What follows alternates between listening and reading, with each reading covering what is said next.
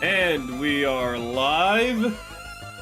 We had a little bit of a snafu. We had to last minute change schedule for the stream, and I did not disconnect and reconnect the stream, so I accidentally went live on the wrong stream. But we're correct now. We're on the right stream this time. Oh god, what happened last time? Last time we met the whole crew. We encountered a char clone, not really a char clone, but we encountered an asshole. We were like, you're a dick, and we pulled rank on him because we're a bitch. And now now it's been a few days or something, we're gonna get into it, but now it's like chapter 2. So pretty much chapter 1, meet the crew. Okay?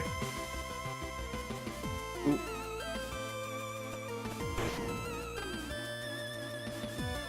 Merrick Vesper. Well, I guess we're on alright, chapter 1 was, a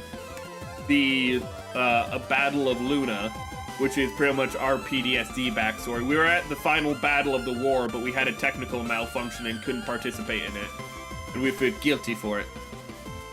Real quick, Meg. Okay, sorry. I want to double check something. Ooh. I was doing clipping earlier today, so I needed to make sure, the desktop audio wasn't on or nothing.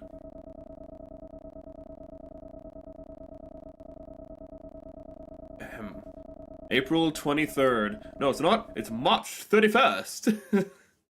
Planetary calendar 214. 4 days have passed since the JFS Gundog departed on its mission to rendezvous with the JFS O'Brien. In that time, her crew, including Lieutenant Merrick Vesper, have fallen into the easy rhythm of life aboard a ship.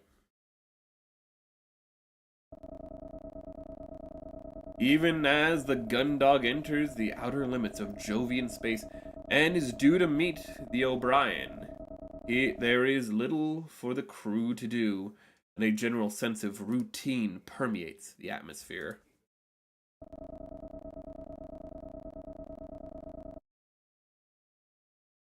Aboard the Jovian patrol ship, JFS Gundog.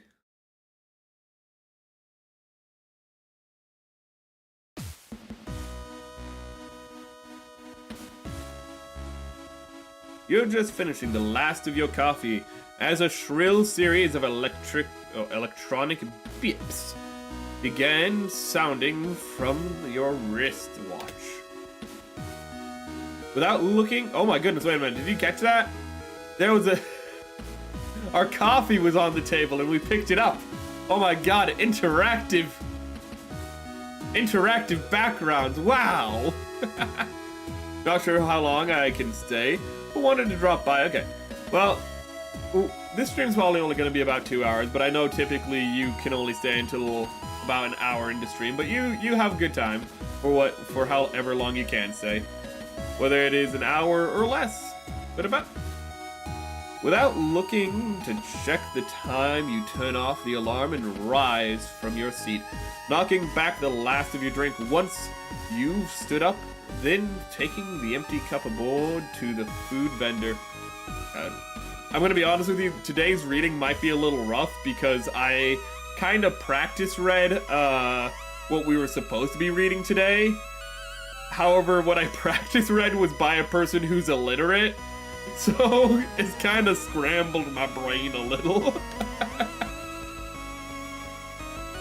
It's easy to lose track of time on board a military ship where the light is kept at a constant level, so you rely on a series of alarms you've programmed. It's mostly just the timing is kind of how it's affected me negatively. You know that this one means your shift is due to start in a few minutes, giving you time to finish whatever you may be doing. You place your cup back into the vendor, where the machine latches onto it and then retracts it into a space that is quickly sealed by a sliding panel, whatever. As the sound of muffled whirring begins, you turn back to Wait a minute. I literally tested this before stream. Chat's broken again. What the? Maybe... Let me do that. What the? Well, I'm gonna have to try to fix that at the end of stream. I can't do anything about it right now, but that is unironically frustrating. I literally tested before stream, and I think it's because I had to connect and reconnect. So goodness knows if it's actually broken or not. But I guess we're just gonna have a chat with chat's not gonna be preserved on screen this time. My apologies. As the sound of muffled whirring begins, you turn back to face the empty mess hall.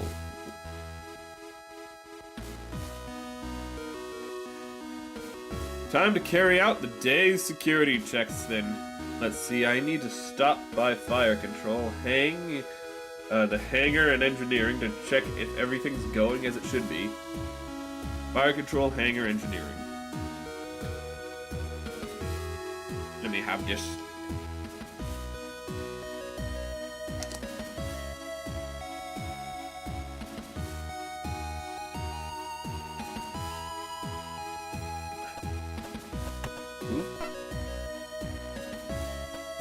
Fire control, hangar.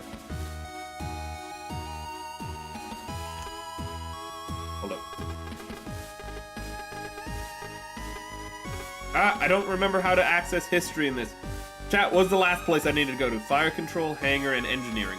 Fire control, hangar, engineering. Move to...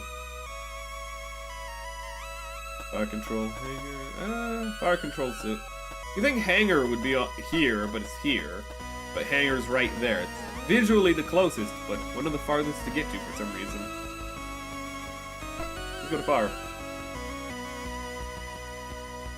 You still feel a little bit awkward checking on fire control as part of the security report. Although Dylan is always friendly enough, you can't help but feel like you're intruding on his personal sanctuary. Crap, wait, what did we do for Dylan's voice? It went through a lot of evolution, I don't really remember. Did we settle on like a Dexter or something? Or did we settle on like a Happy German? Damn it, I don't remember. It doesn't help that his headphones are so big that short of shaking him, it's hard to get his attention. Well, here we go. Morning, Lieutenant. How's it going? Oh, Dylan. Everything's alright. I thought you'd be listening to your music. Ah, you're a pretty punctual guy, Lieutenant. So far, you've come by here at the exact same time every shift. All I had to do was find which albums would last until just before you got here. And now, I don't need to get interrupted mid-jam. That's pretty impressive. Aren't you going to get bored of listening to the same albums every morning, though? Nah. Don't worry about it. I figured it out about 15 different album combinations. That's not including the changing the order of play, so I'm good. Speaking of mission, the line I didn't say. You know the drill. Anything unusual? 9. Nothing at all, Lieutenant. Not even a scrap of debris.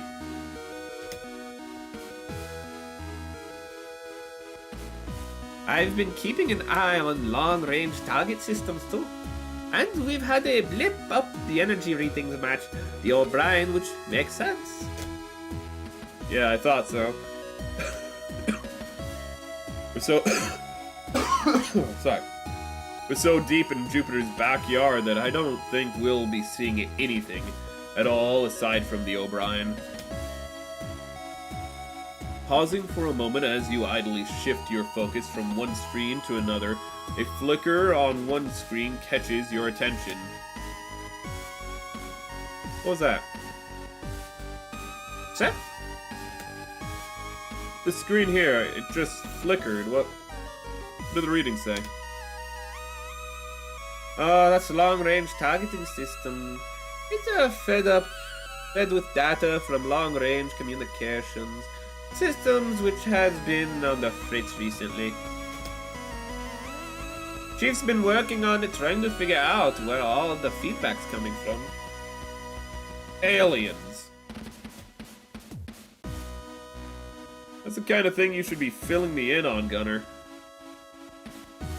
If your targeting systems aren't operating properly, then I need to make sure the captain knows. My bad. Since Chief said she was on the case, I figured she had it in hand. Well, let me know next time. That's it, though? Nothing else? 9. Nothing at all. Alright. There's no L there. Ooh. I shouldn't point that out. Alright, Gunner. Yes, sir. I think we're just gonna move. Hangar? Alright, the hangar. Let's see. Although you take the first few stairs normally, by the time you reach the hangar entrance, you're skipping almost every step. Gliding through the door onto the catwalk, you grab the railing and heave yourself over it. As you continue to float lazily through the wide open space of the hangar, you start your own visual checks. Walkways clear, access points marked, munitions stowed. All the equipment and supplies seem to be where they should be. You casually shift your weight to one side of your body, causing you to begin spinning slowly. As you rotate, the glare from the hangar lights reflects off an armored frame's camera lens, almost as if it was watching you. Quickly dismissing the thought, you turn your attention back to your duties. Eventually, you arrive at the other end of the hangar, where you plant your feet on the thick steel of the main door. From this angle, you can take in everything that you may have missed, including Dalton, who you can see is amongst the storage units. Actually looked at the units to see if there's a little dude down there. His attention fixed intently on collection of parts from in front of him. Cadet Dalton, attention! Now this guy, remember his voice pretty simply. The junior engineer suddenly snaps to attention the second he hears you call. Inadvertently launching a pair of pliers he was holding out into the open space of the hangar. Without gravity to stop them, they continue to sail through the air.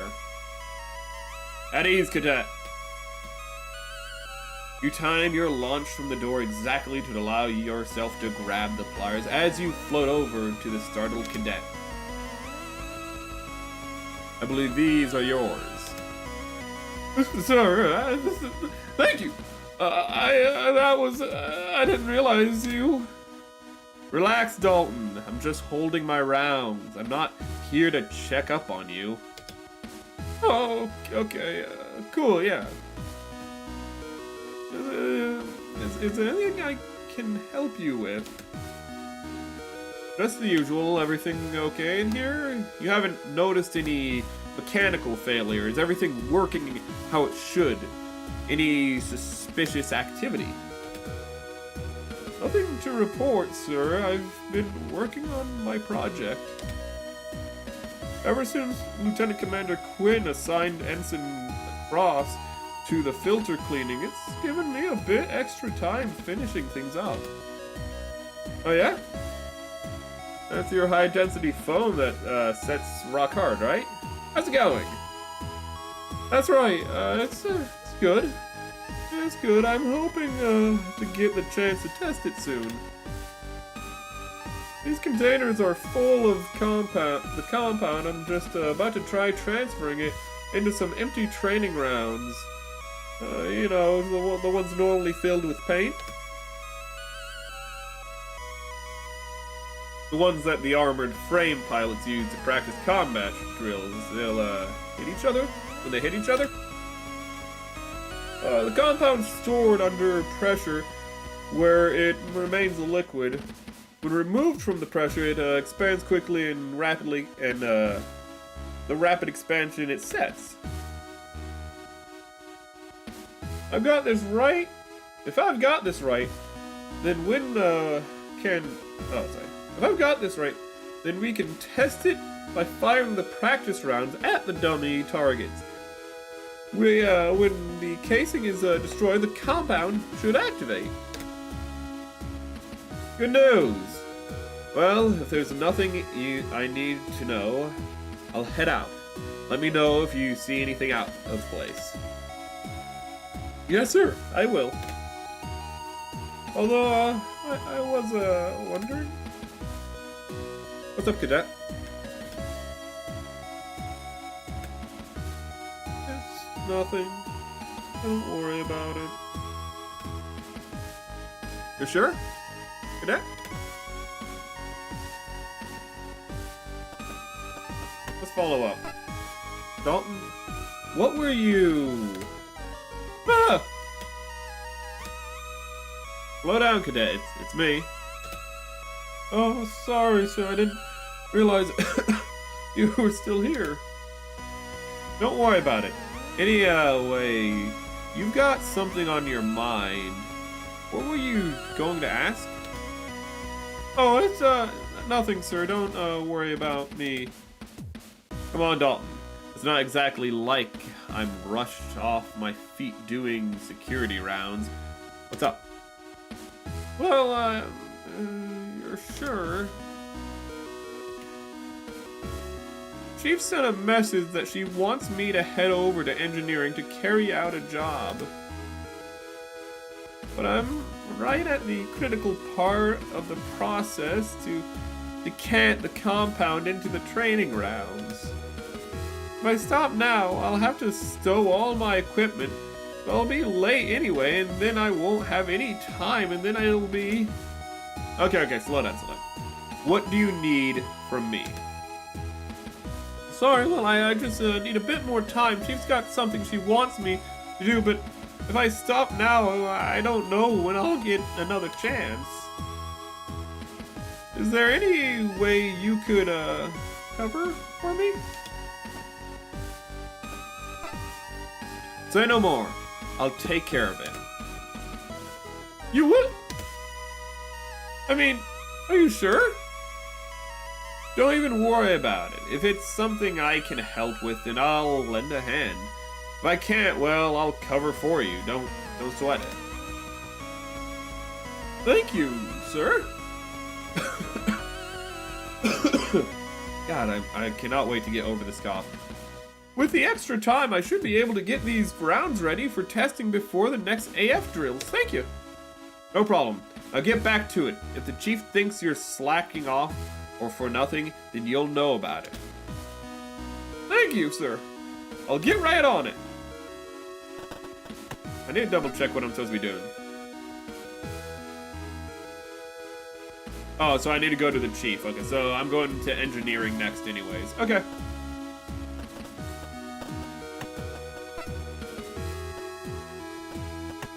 Let's see here. And then move. We need to go to... Oh, no. I thought it was aft. Aft is after. It is the back. Engineering?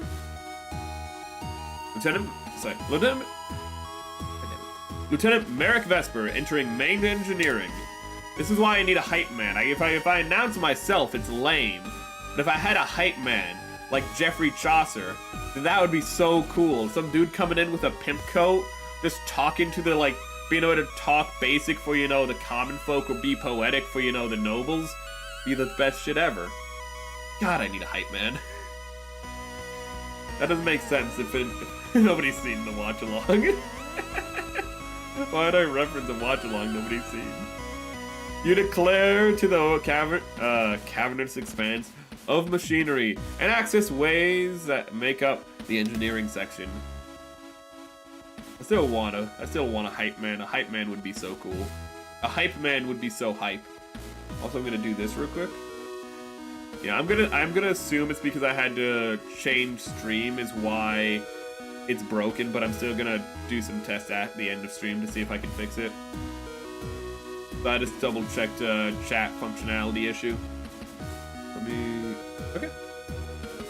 You'd been instructed to announce your arrival by Chief, and since the last time you didn't, she nearly dropped a filtration unit on you to prove a point. You made sure not to forget. God damn, I hate this cough. 1 minute.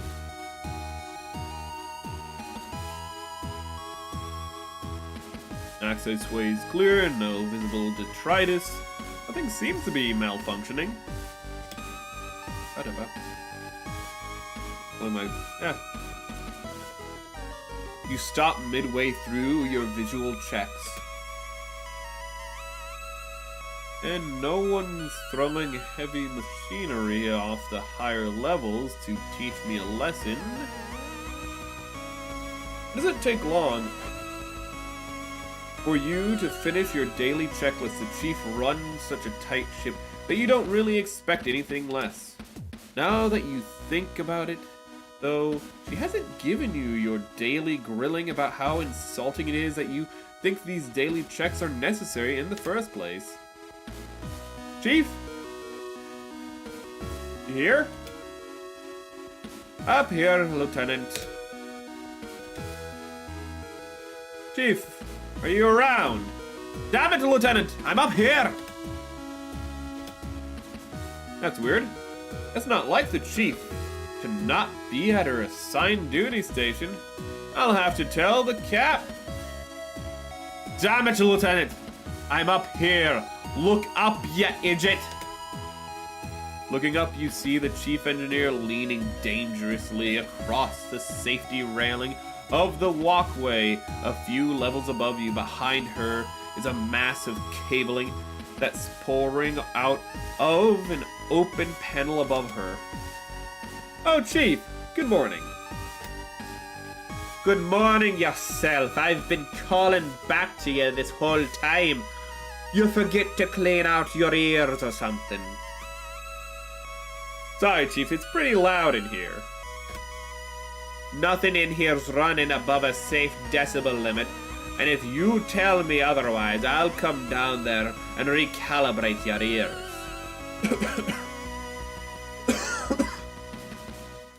You quickly mentally calculate the time it would take her to get down to where you are, and the time you need to get out of engineering. Although you fancy your chances, you wouldn't bet money or your ears on it. Must be me then. Anyway, I'm just filling out the daily report, Chief. What's going on up there? One of those clowns at the colony dock who took part in the maintenance process must have done something stupid to the long-range communication system. Everything long-range is messed up. For the past 12 hours, we've been picking up huge amounts of feedback. They must have made a bad connection, but I can't find it in all this sooty wiring. Maybe we're picking something up. Has anyone thought that? We're seeing stuff on the long-range sensors. We're getting stuff from the long-range communication. Maybe there's something out there.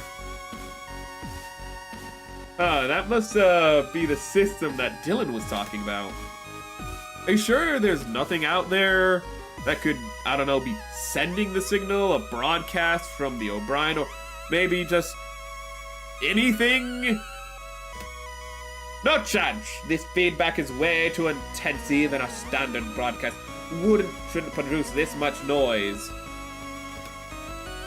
Unless maybe they calibrated the long-range system on the short-wave bands. In that case, the sensitivity would be off, so it would... Chief. Huh?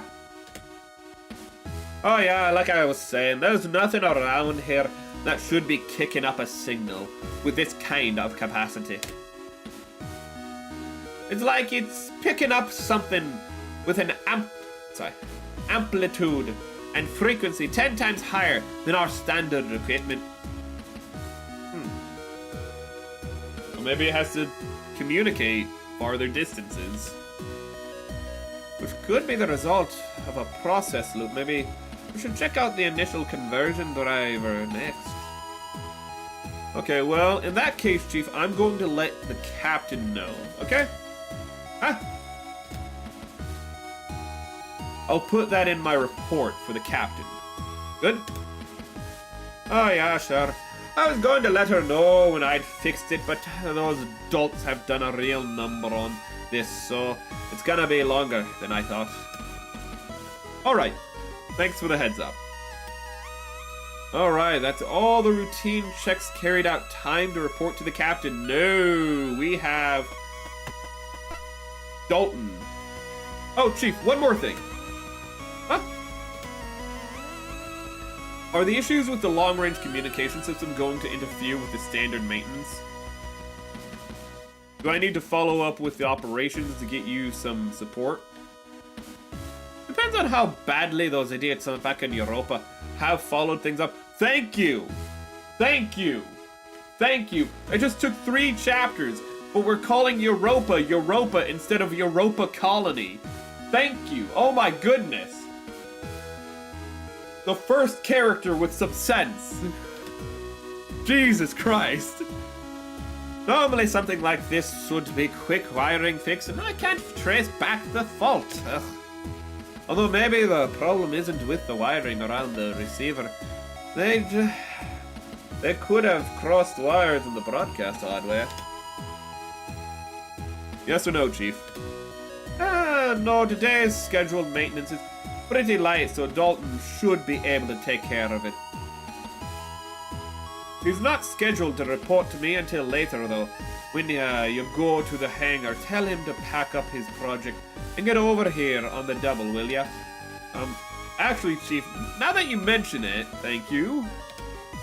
What? Dalton said he's a little busy with his project at the moment, and that stopping would throw the whole thing off.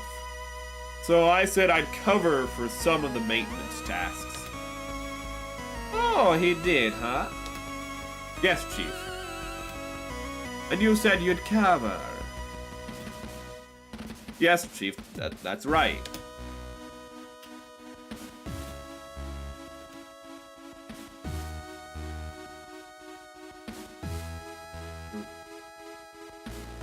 As the silence between you and Chief drags on, you begin to regret offering to do Dalton a favor. Now that you think about it, what exactly do you know about maintenance?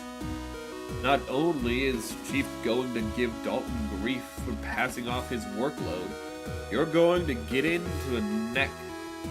Get it? The neck... What? I don't have a neck, though. It's no problem. We don't have to worry about getting our neck. We have no neck. Well, we're missing most of our neck. We can survive it. Well, if he says he's at an important stage of his work, I'm not going to drag him away. Kid's been slaving over the project day and night. Got to admire his love for the craft.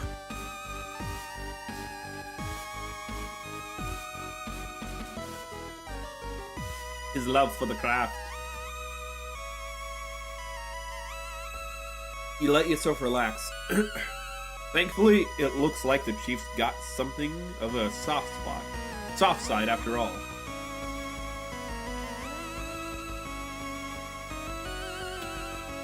I'll be able to pick things up here.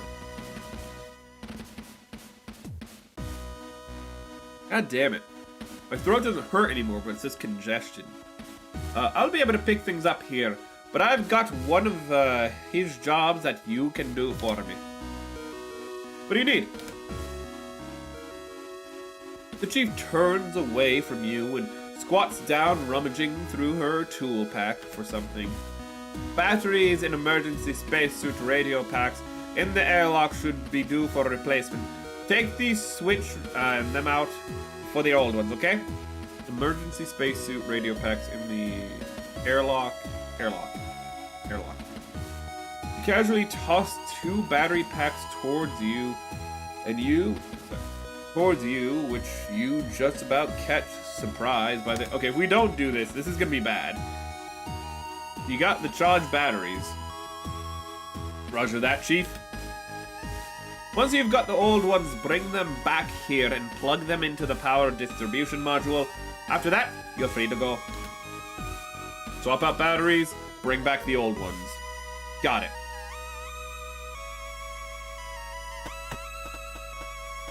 Left.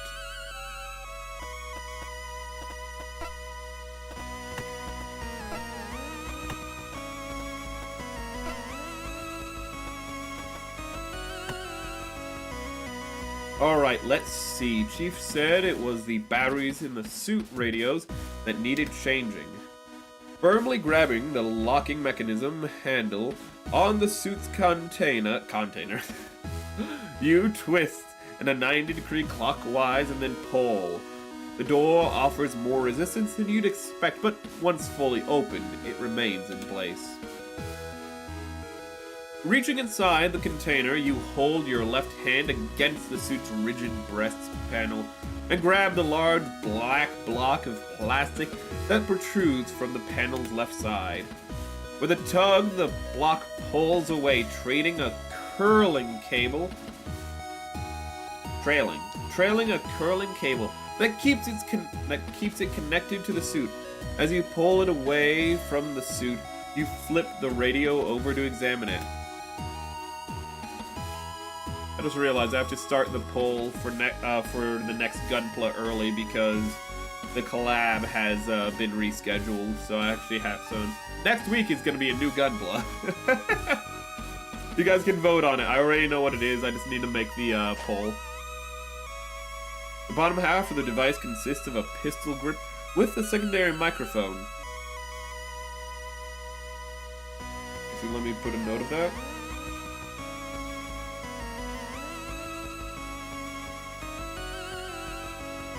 Bottom half side.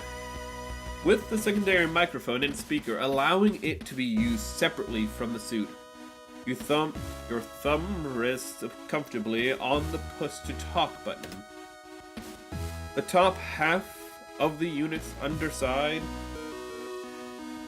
Also, it looks like Twitch is being a little glitchy. Doing that welcome to waiting room thing. Okay. The top half of the unit's underside has a backlit LCD screen.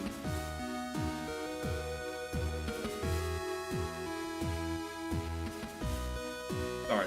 Showing the current frequency that it's turned to and the battery level. Below the screen sit a few ambiguous buttons. To its side is a dial for turning the Why do I care? Whilst this unit holds the main workings of the radio's receiver and transceiver, the wire that still anchors it to the suit connects it to the small microphone and speaker.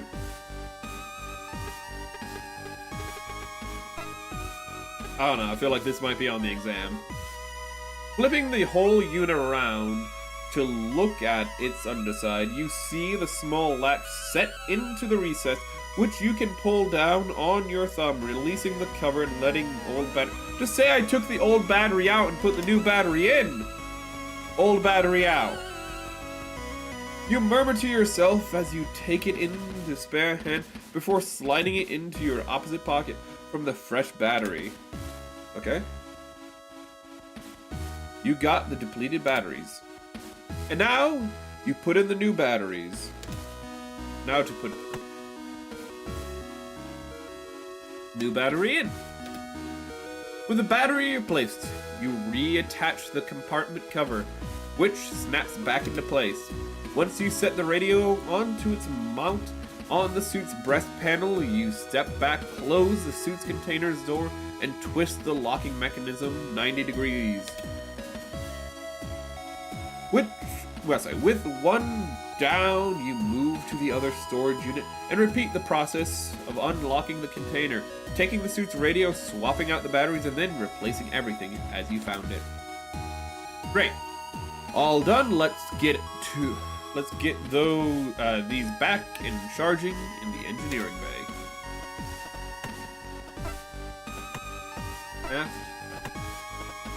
Engineering.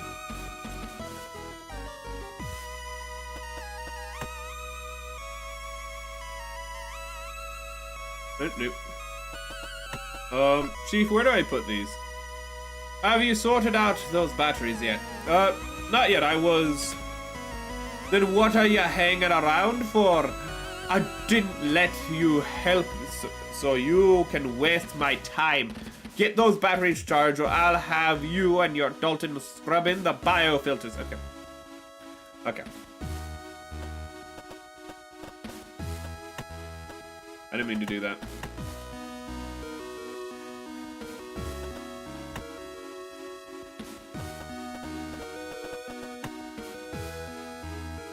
Ah, there it is. Okay. Alright, here we go. You take out each battery and that you'd removed from the suit's radio and place them in the charging ports on the side of the power distribution module.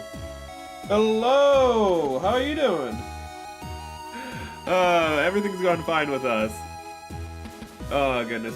Okay, so at least Twitch chat is working. I don't know why YouTube chat isn't working on stream, but it's good to see I don't need to reset that part.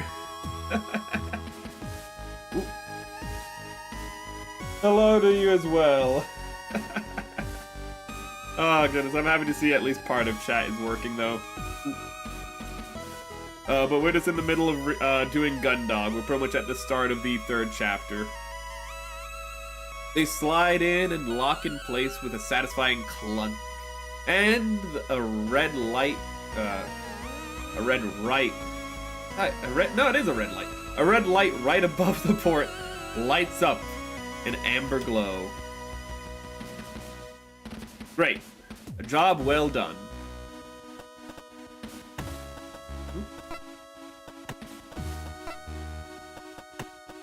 And then we need to go to the bridge.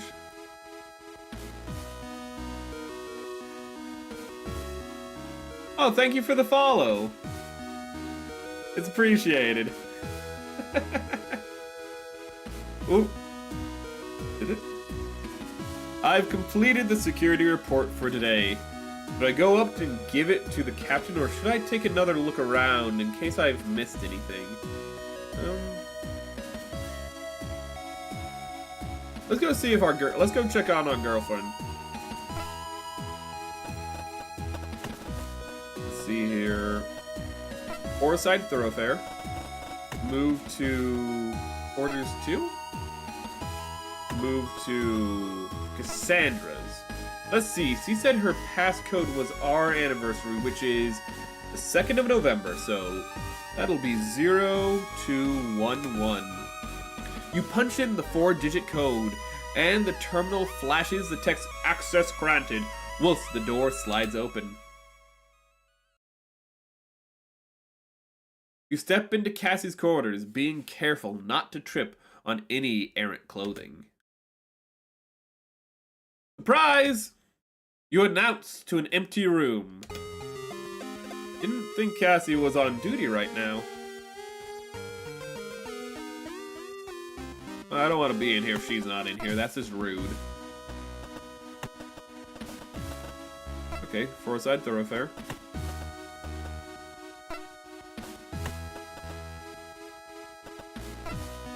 I don't know where anyone else would be, so we're just gonna go up to the bridge. Time to report to the captain. Alright then, no sense in delaying seeing Captain Bartomuse. Lieutenant Merrick Vesper, entering the bridge. You declare stepping your elevator and... Oh my god, I just realized. Sorry, this isn't like super important, but I just realized I haven't put a Discord link on the card yet. Oh, that's just a random thought that just ran through my brain. Oh, this stream. Oh, I think even the YouTube doesn't even have it in the description because this is a kind of a makeshift stream. Oh my goodness, it doesn't matter. Behind the scenes Jank isn't as bad as like on-screen Jank, it's fine. You declare stepping from the elevator and throwing a salute. Looking around the room, you see Vanessa, who remains focused at her station, not paying you the slightest bit of attention, and Cassie, who stands from her station, coming over to you, a wide smile on her face. As you remain at attention, you notice that the captain's chair is empty. At ease, Lieutenant. Captain Barnamuse isn't with us, so I'm in charge for today. A small tut comes from Vanessa. If Cassie heard it, she'd show it. She doesn't show it, damn it. Oh, is that right? Come to make a report. That's right. Dr. Rosarium advised me that she'd suddenly taken ill. Vanessa makes another louder tutting noise. Cassie pauses for a split second, but quickly carries on.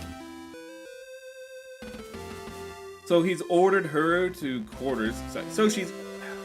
Why did I think that? For some reason, whenever it comes between me and Cassie, I always get our lines confused. I don't know how that is.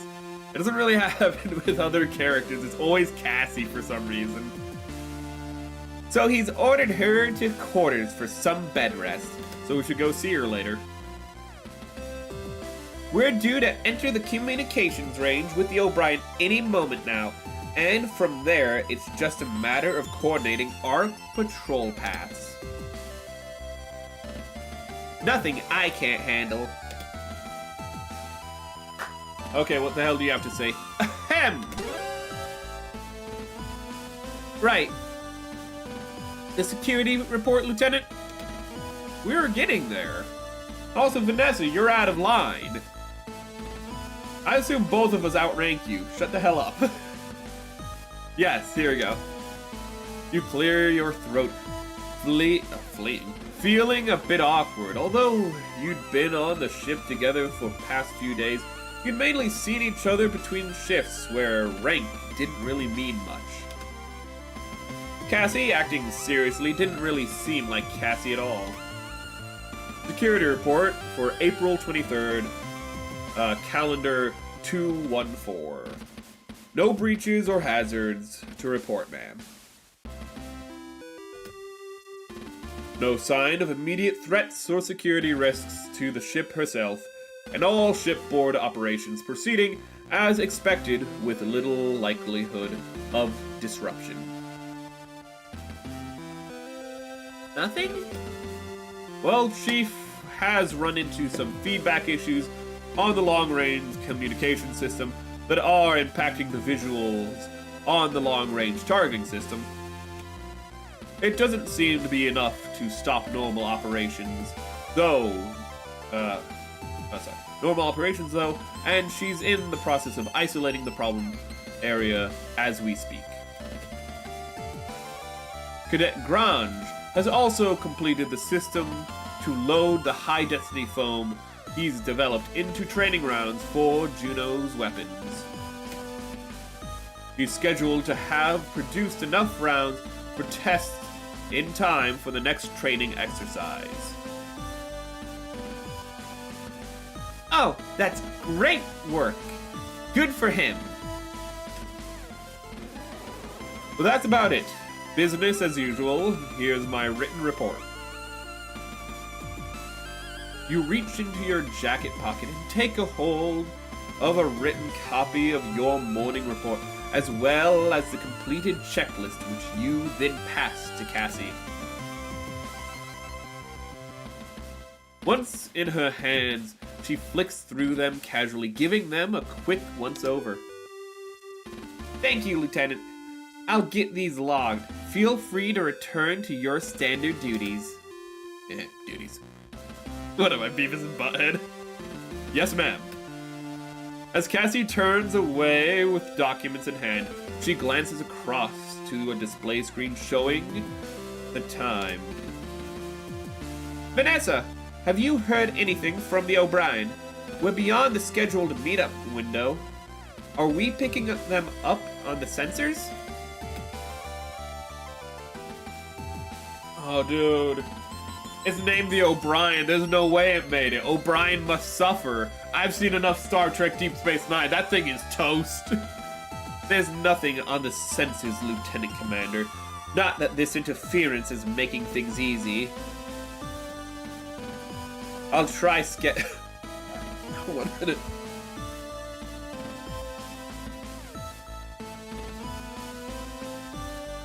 The pleasures of recuperating from illness.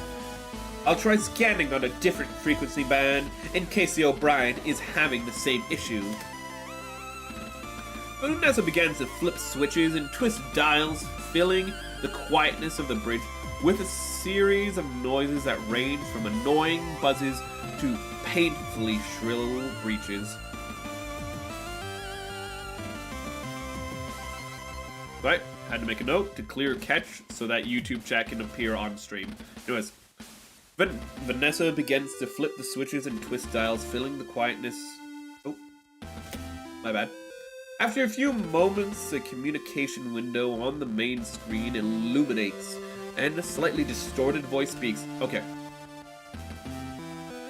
Unironically, with a name like O'Brien, I am surprised that it is in one piece right now. O'Brien. Do you read? We are at the rendezvous area and have a mission update. Please acknowledge. I repeat, this is Lieutenant Bashir. I'm sorry. It is a Deep Space Nine reference. Holy shit. I'm so sorry about that. But that got me. I literally turned away and punched my chair, which I'm not even sitting in right now. Sorry, I really like Deep Space Nine. I don't know if that's communicated with me being a little autistic there, and a little bit of schizo, don't worry. More schizo than autistic, don't worry about it. This is oh my god, Lieutenant Bashir. He's a lieutenant, isn't he a lieutenant also on Deep Space Nine? He's a medical officer, but that's not important.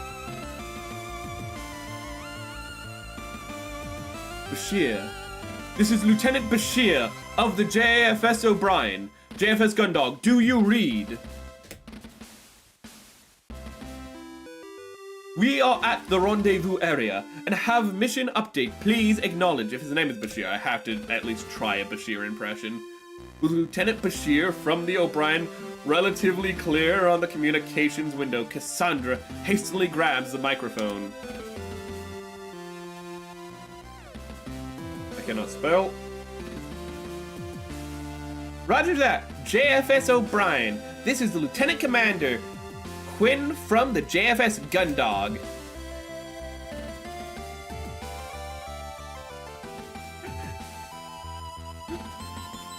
I'm sorry, I'm still in.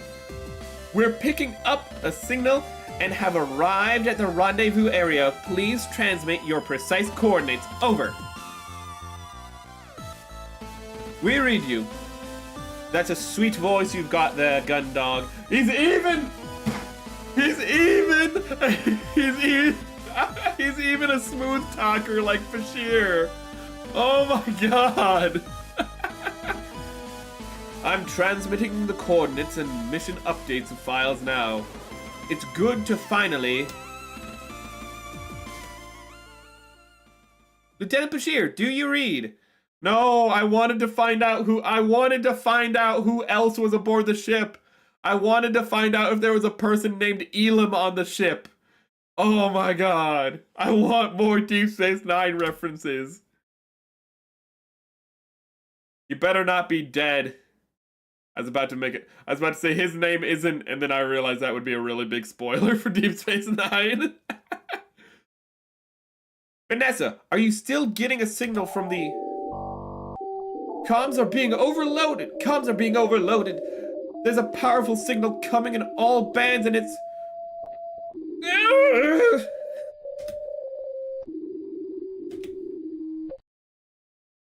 What the hell just happened?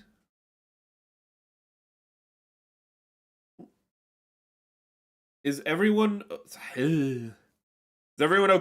Commander Quinn! Cassie!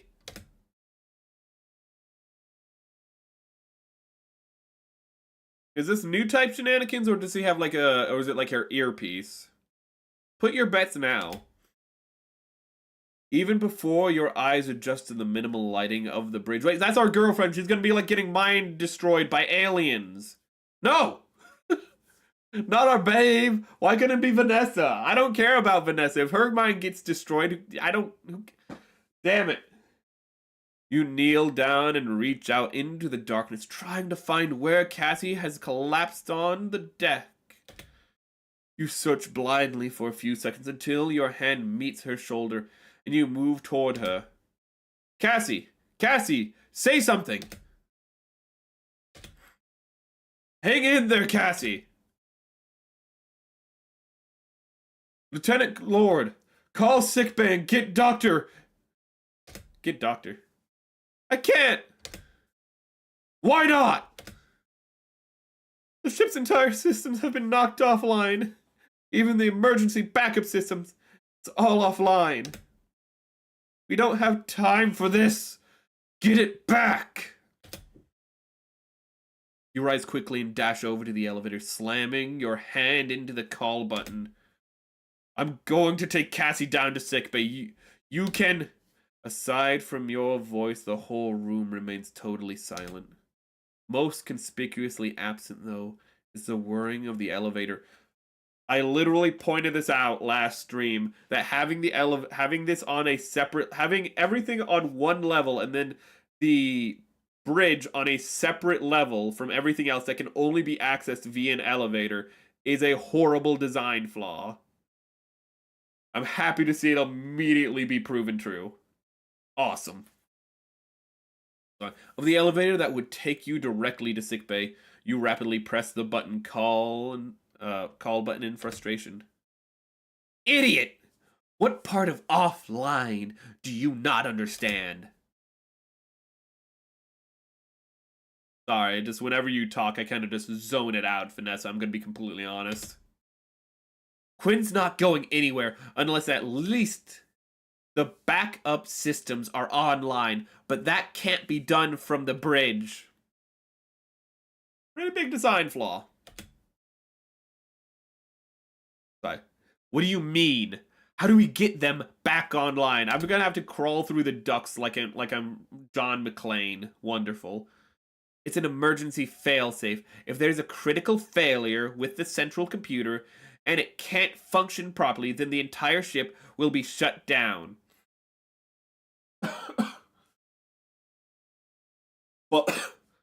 But why though? Like, why not just... Are the air systems still working? Do we have, like, are we gonna suffocate? Why is that the failsafe? What is going on here? Then it enters lockdown mode until it can be rebooted. All areas are sealed in case of the shutdown is the result of an emergency action. There are so many design flaws with this. I can believe it. I can believe, like, they design a ship with this kind of design flaw. I'm just saying, it's still a design flaw. The main computer and engineering needs to be physically rebooted to restore any sort of access. Okay, well, we know that the tomboy is down there, so it's fine. Of course, since this is a security system, you should know all this. You grit your teeth to stop yourself snapping back at Vanessa, giving her a righteous backhand. But then you remember, you're not Sean Connery. In the heat of the moment, all thought of process and procedure had left you completely. All you'd been thinking about was getting Cassie to sickbay, placing your head in your hand. Your head in your hand, you pinch the ridge of your nose and try to find focus. That's right. But isn't the order to reboot the central computer given from the bridge in that situation? Why did you say we can't? 2 reasons. First of all, this lockdown shouldn't affect backup systems. Okay, so it's not as... Okay, so we should be having some form of power right now. Okay. Okay, so it shouldn't be this bad. But for some reason, everything seems like it's offline, which means there's no internal communication system right now. So the redundancy has failed. Okay. Okay. It's not as bad as I thought. I mean, it's kind of worse than I thought, technically, but that's not the point. Secondly, The shading on that panel is missing. Do you see that? Right here? You see that? The shading on the panel is missing right here. It goes across, and then right here, it just abruptly stops. Is that an important panel? Are we going to use that panel? I don't know. I watched a lot of 2000 cartoons growing up, chat. And usually something like this means that it's separately animated. Sorry. Secondly, even if we did have the internal communication system access to the central computer requires input codes which are only known to the captain. Or, in the event the captain is incapacitated, the second in command. And she's unconscious in my arms right now. Vanessa turns to look at Cassandra, who shifts slightly as she continues to talk. You head back to Cassie. Oh, I don't know why that phrasing got me a little. Kneeling beside her and placing her in the recovery position. Feeling the cold steel of the floor as you turn Cassie over, you take off your uniform jacket and lay it over her. Which currently would be Lieutenant Commander Quentin. Meaning that right now, both people who know the necessary information to get the ship back up and running are out of action. There's got to be somewhere around all this. Weren't you listening? This isn't supposed to happen. We should at least have the backup systems in place, as our redundancies of the mechanical and of the hierarchical sense are both, snafu. They're both foobar. I get it. We've had a snafu that has resulted in a foobar. Sorry. Gotta be accurate with my terminology. Without them, there's nothing we can do except sit around and wait for the air to run out. What about the O'Brien? Can you contact them for support? Everything is offline. What part of this are you not getting? As you kneel over Cassie, your mind races through what Vanessa was just told you. You know that she's right, that all the ship's emergency action plans revolve around the backup system being operational, and without them online, there's next to nothing that can be done within the ship. We have air ducts. We established last chapter they are big enough for a person to crawl through. I'm not giving up hope. Your mind catches on that point for a moment, and you can't help but wonder whether whoever wrote that plan was optimistic enough that they couldn't see a situation where the backups failed. Or they had backups for the backups, and this is a military ship, and the people contracting it went, yeah, but that's more money to have backups for our backups, so we'll just not have backups for our backups, because what are the chances that the backups fail? That's why I said I can completely see this being a military, an issue on a military ship, that they're just not have backups for their backups, because that costs money, and that money needs to go to the Marine Ball or something, not our actual service equipment. Fuck that, that's lame. Or whether they were so pessimistic they felt if those systems were out of commission, there was no real hope for the crew either way. Pushing that thought out of your head, you desperately try to figure out a way to get Cassie to sickbay.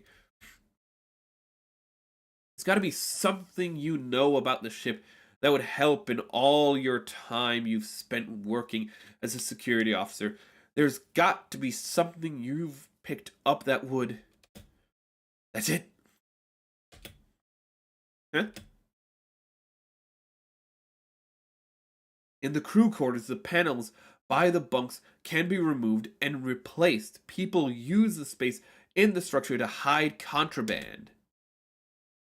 What are you talking about?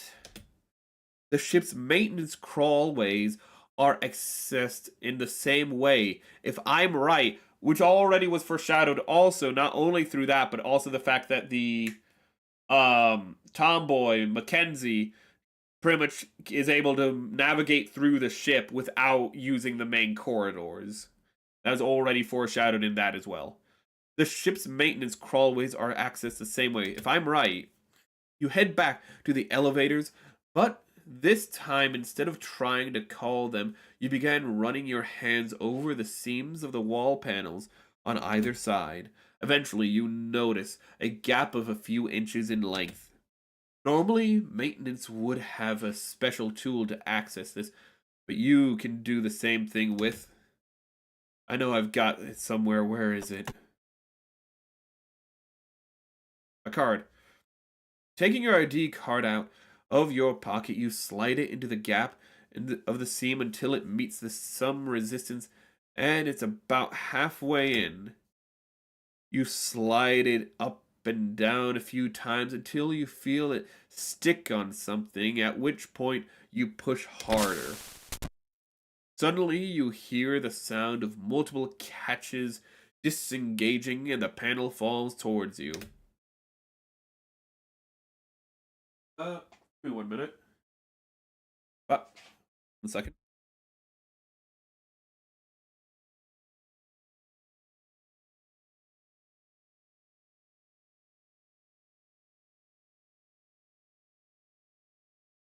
Sorry, just a bit of congestion.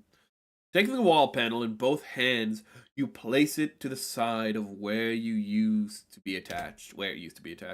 Now, instead of solid wall, you can just about make out an absence large enough for someone to fit inside, with a series of rungs heading downwards into the darkness, which opens up once they pass by where the elevator currently sits. How did you know how to do this? I'm a security officer. This is one of the first tricks you learn as a security officer. Ship crews get very creative with where they stash things. With these panels, it makes sense that the maintenance crawlways are accessed in a similar way. Well, great. Now you can crawl around the walls in the dark. Very helpful. You grit your teeth and breathe. You hadn't talked to Vanessa much since you first met, but you were now beginning to understand why she always ate alone in the mess hall. If I can get in up here, it means that I can get out down there. From there, I can see if I can get to the emergency input codes from the captain and make a contact with the chief in engineering. Do you really think you can solve this by clambering around inside the walls?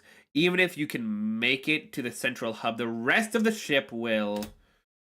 Lieutenant Lord, would you... Shut up already. Although the sudden outage of the ship's systems, as well as the failure of all the backups, was stressful enough, you'd felt on some level that you'd be able to handle it. It's just a mechanical failure, something Chief has probably working on at the very moment. What you couldn't deal with was Vanessa's attitude. I get it, alright? I get it. Everything's offline. Message received loud and clear. But I'm not going to sit around and do nothing and listen to you yammer on and whine when everyone else on this ship is counting on someone to do something. Vanessa's mouth hangs open in shock as she tries to stammer out a response, but you quickly cut her off. Now, I'm going to leave here and get this fixed. You can either sit there and wait for the air to run out, or get your head out of your ass and start helping. Vanessa continues to gape at you in disbelief, completely taken aback by your outburst. Alright. You do that, I'll try to get internal communication systems working. Since the backups should work in a situation like this, maybe there's a way to get them back online. Get moving, or are you going to stand around and gawk whilst I get everything done myself? You inadvertently sighed loudly as you turn around and reach out into the crawl space, grabbing a rung and then placing your foot on one lower down. Hopefully I can get things back online with Chief, the captain's help. Just look after Lieutenant Commander Quinn until then, alright? Vanessa turns away from you, continuing to adjust the inputs on the communication system. Sure. With that, you lower yourself into the darkness, taking it one rung at a time. Once you're past the stationary elevator, you can feel the space you're in open up around you. Carrying on downwards, you reach behind you every so often to see if you can feel the catch system that would keep an access panel attached. After a few attempts, you find it. Your fingers eventually brush over the catch, and with some coercion, you manage to get it to release, causing the whole panel to fall off the wall behind, and you clatter onto the floor of the central hub. Do I not have a light? As you step out of the crawlway, a loud banging starts from nearby. You immediately reorient yourself to face the room, placing your hand on your electroshock weapon just in case. As you scan the room in a dim lighting and the banging continues, and you realize it's not coming from anywhere in the central hub, but one of the elevators. With your hand still hovering over your weapon, you slowly move towards the noise, trying to make as little sound as possible, hoping that whoever or whatever is making it doesn't know you're there. It's gonna be another crewmate. Who gives a shit? What else could it be? Despite the darkness, you can see that the elevator doors are open slightly. With an inch or so gap between the two doors, as you angle yourself to try to see what's inside, your question is answered.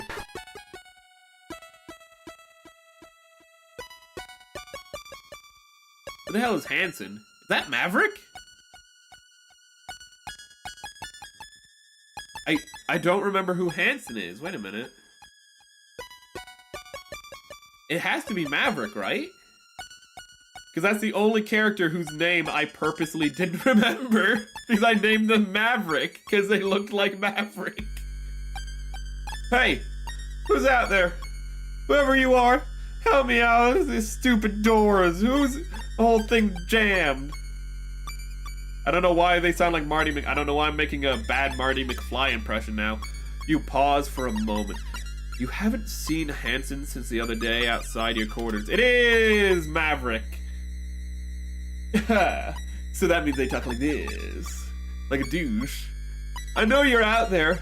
I heard you. Get over here and help me get these doors open. What are you waiting for? As Hanson continues to call out, you size up the situation. With the darkness of the room, you can easily come and go without him being... Oh, wait, no, Hanson is not Maverick. Hanson is the douchebag. So has to talk like Snake from, The Simpsons. I thought he'd be he's Hanson Cross. But I thought he'd be... I know him as Cross. Damn it.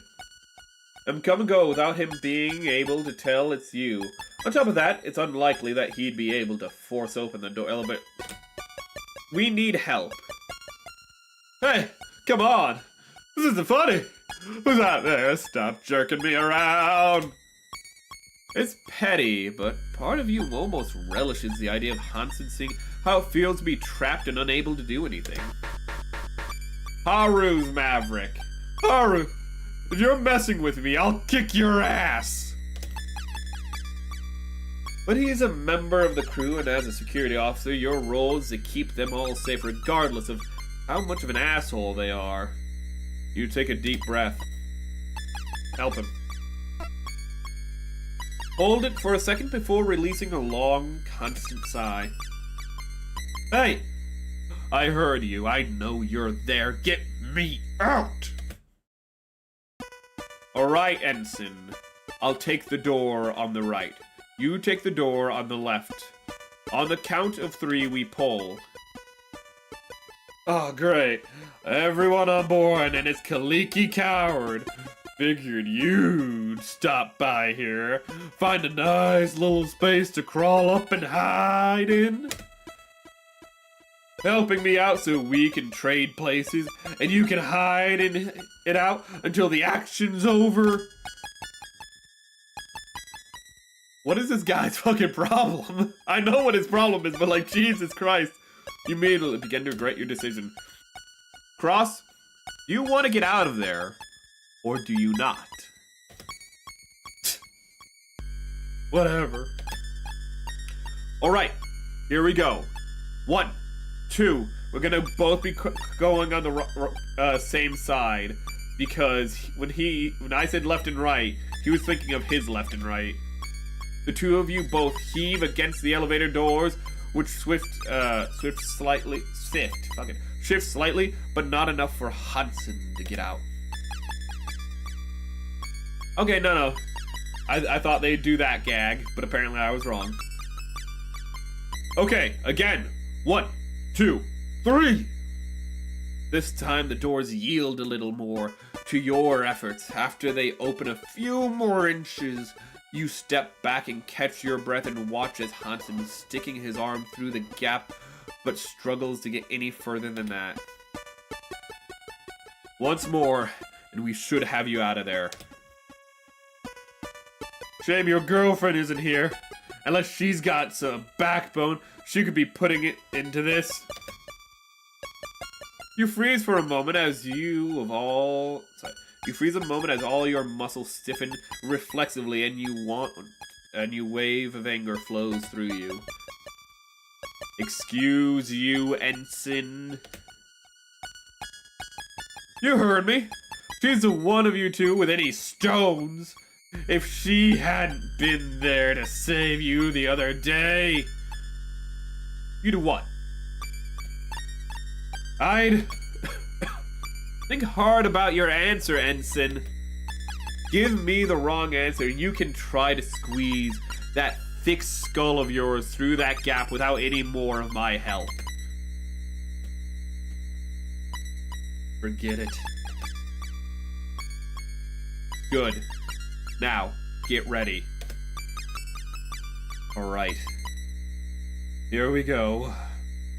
Sorry, that's... Hey, I got his lines confused with my lines. Hey! It can't happen with people besides Cassandra. Alright, here we go. 1, 2, 3. It takes the two of you a few attempts, but finally you manage to push the doors open to the point where Hansen can make his way through the gap between the two of them. Free of the elevator, Hansen dusts himself down and looks around whilst adjusting his jacket. So, what the hell's going on here? What's happened to the ship? Why has everything stopped working? There should be backups, right? You pause for a moment. Despite having been on the bridge when everything went wrong, you probably have as much of an idea as Hansen would. Honestly, you have no idea. I was on the bridge when it all happened. We made contact with the O'Brien. There was a nice Deep Space Nine reference. Then a flash, and Cassandra, Commander Kenton, had been knocked out. All systems were offline, even the backups. I managed to get off the bridge using the maintenance crawlway. Now, we're trying to figure out a way to reboot the computer to get everything back online. It was great. I knew this ship was a piece of shit. The moment I stepped aboard, you said you guys had a plan to get things back up and running, though? Yes. Kinda. Oh, great. You can handle that. I'm gonna go check on the crew. Have you seen Haru?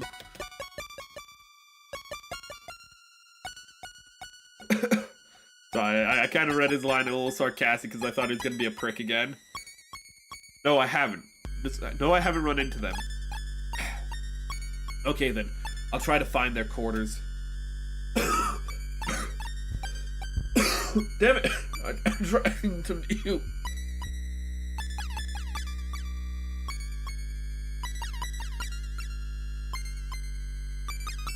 I missed the button twice there. Goodness. With that, Hansen heads into the darkness towards the four-side thoroughfare. He stops briefly, turning to face you. Lieutenant. Thanks. Or whatever. You don't have to be a frickin' tsundere about it. Jesus Christ. The pilot quickly turns on his heels and disappears into the darkness. Don't mention it.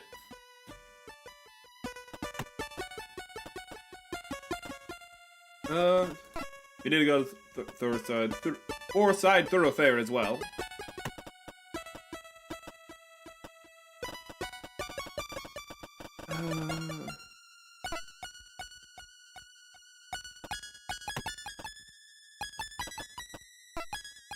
We'll check in the hangar to make sure, you know, nothing's gone wrong in there. You know, make sure, you know, Dalton isn't dying because one of his canisters exploded or something and he's suffocating. But we need to get the codes first. Standing in front of the door of the Captain Bartomeu's quarters, you instinctively straighten up, sticking your chest out and your shoulders back.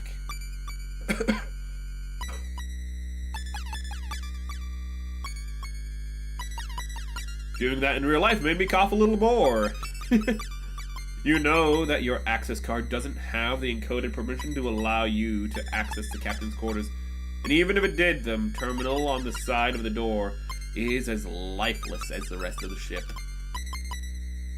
Instead, you bang forcefully on the captain's door and shout, "Bartomeu's! Captain Bartomeu's! It's Lieutenant Vesper!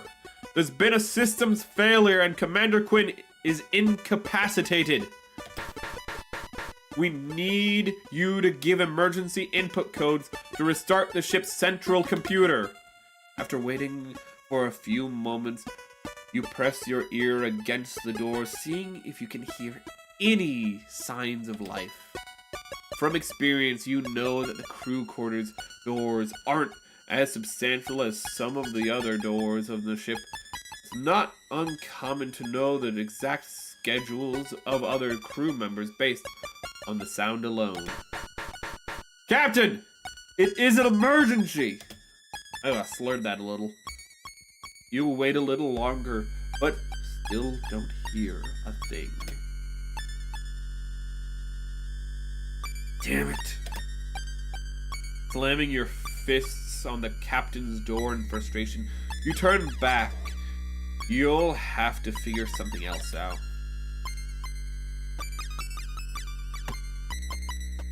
See here. Double-sized doors that make up the entrance to the hangar remain steadfastly closed despite your best efforts. Although the terminal on their side is dead, just like all the others, you'd attempted to open the double doors through the brute force, since the hangar seemed like your best bet to access some helpful equipment. They had, however, remained inert against your efforts to pry them open, using your own strength. Unsurprising, but frustrating. Even if I managed to get these doors open, there'd be another set waiting for me at the bottom of the staircase. And this would be way harder in low gravity. How is the gravity still on, but everything else is off? Don't ask questions. You pause for a moment, thinking you can't, but you can't think of any way around it. let's try somewhere else.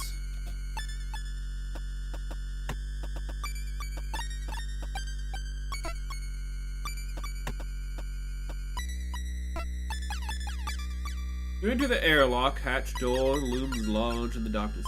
A shiver runs through you and you rub your forearms.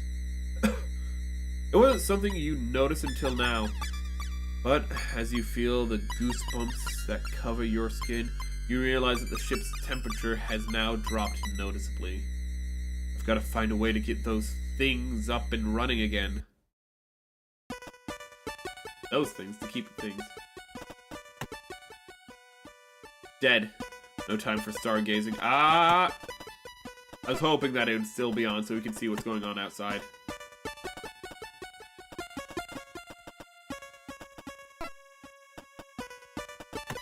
Okay.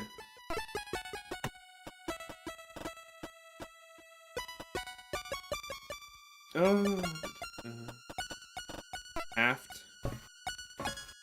Shit! That's a big door. As you leave the central hub and enter the long corridor that comprises the aft thoroughfare, the first thing you notice is the sound of your steps on a metal flooring ringing and echoing down the hall. Normally, the vibrations from the engines would dull this noise and it would be barely perceptible over their low, steady hum. You'd gotten to the point where you didn't even notice the constant noise at this end of the ship. But now that the corridor is silent, absence hits you. Shit. I should be able to find Chief in engineering. If anyone can figure out this, it'd be her. Not gonna comment on the fact that we can't open that door though, but the armory door. I didn't think there's going to be anything in there that will help me out. Even though the ship is locked down, I'm not sure trying it to blow them open would be a good idea. You swipe your keycard through the card reader, set into the terminal by the armory door, and there is absolutely no response. Looking at the terminal, you can see there's no indication that it's working at all. Figures that with everything shut down, this wouldn't work, but well, why not give it a try? I should go and find the chief and see if there's some way that we can get things up and running. Hopefully I don't need to blow any doors open to do that, because no way I'm getting in here.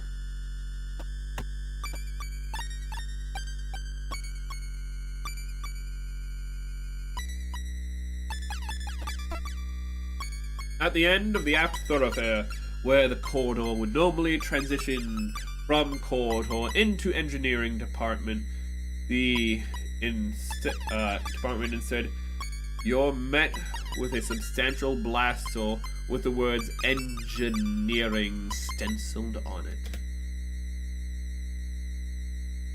You run your hands over the surface before rapping on it with your knuckles.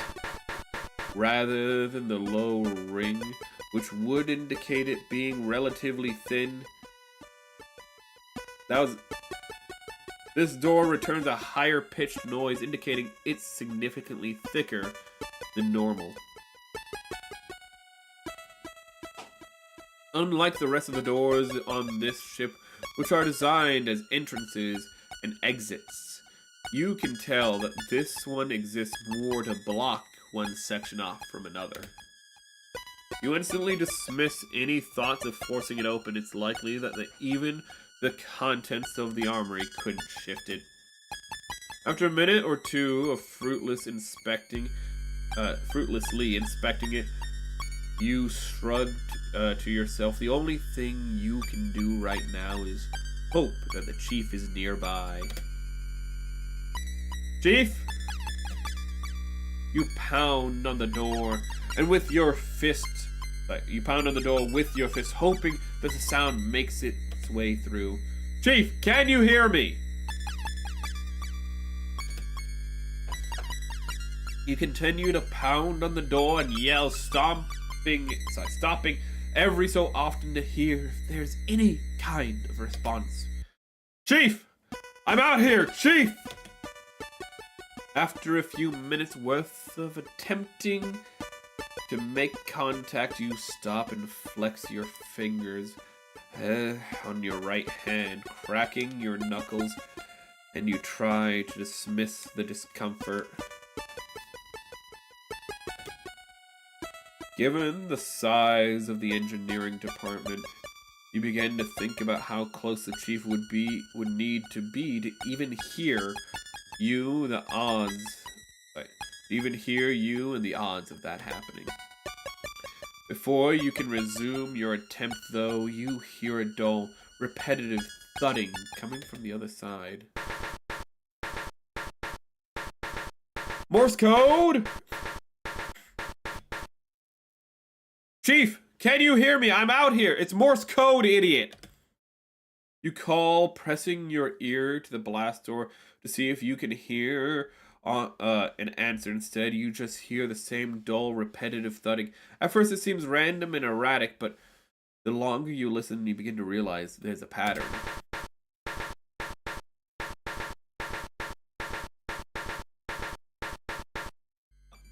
I'm out of practice with Morse code.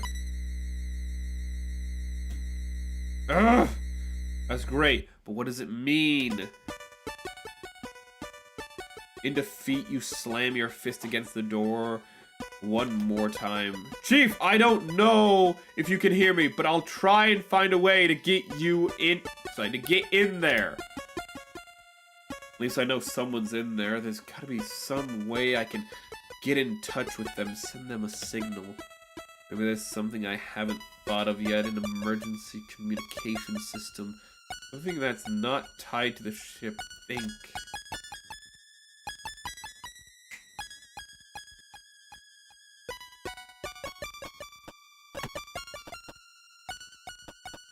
I know.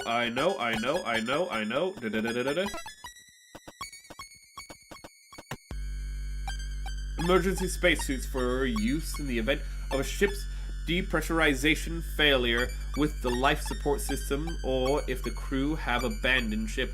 Hopefully I can get this solved without needing them. No. Wait. I've just changed the batteries on the to make sure the radios would work in an emergency. I wonder if any of those radios on board will pick up the signal. Thank you!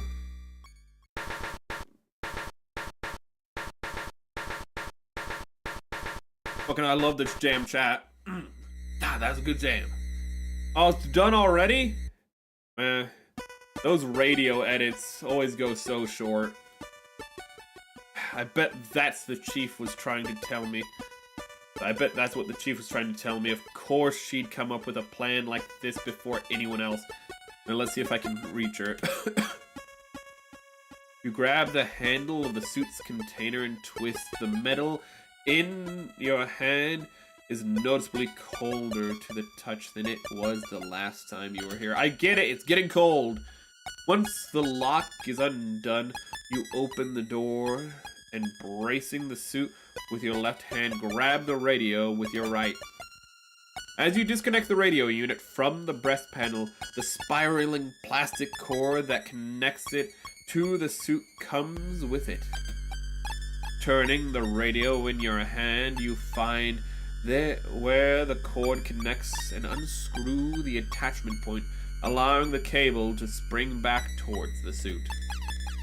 You quickly extend the telescoping antenna and flick the power switch, which causes the sound of whining static to fill the previously silent room. You slowly rotate the tuning dial, working your way through frequencies until a familiar voice comes out from a tiny speaker. Hey, an emergency broadcast from Chief Engineer WhimzieCat of JFS Gundog to any Gundog crew members or any JFS ships nearby. The Gundog has suffered a complete systems failure and assistance is needed to get them back online.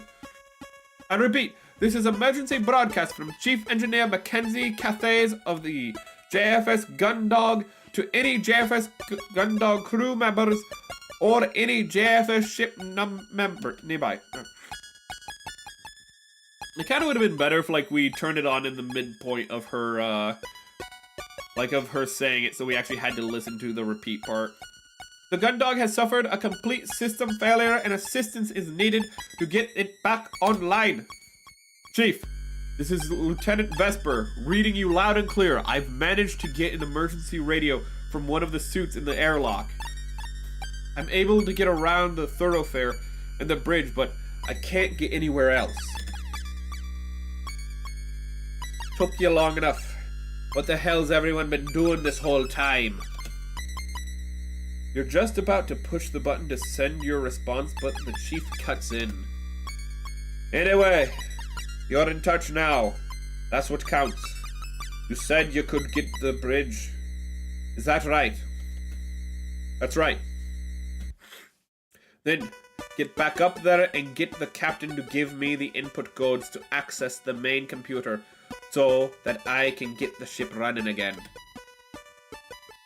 Slight complication, Chief.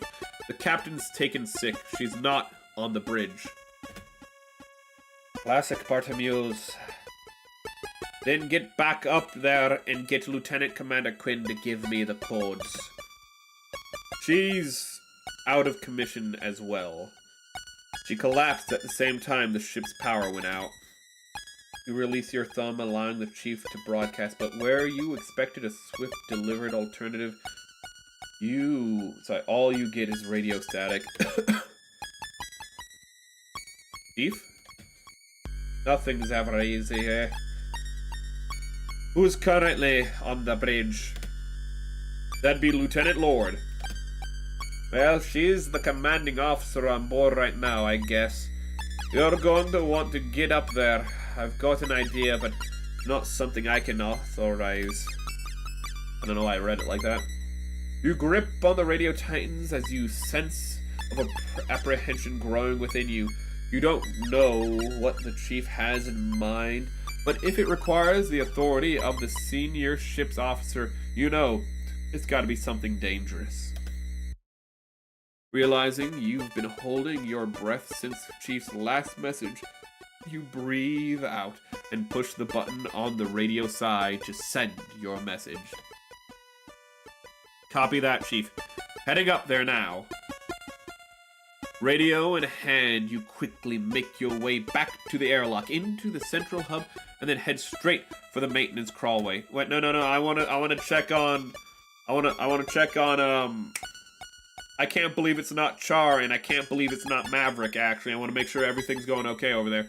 It only takes you a moment of groping around in the darkness to find the ladder rung before you're on your way to the bridge.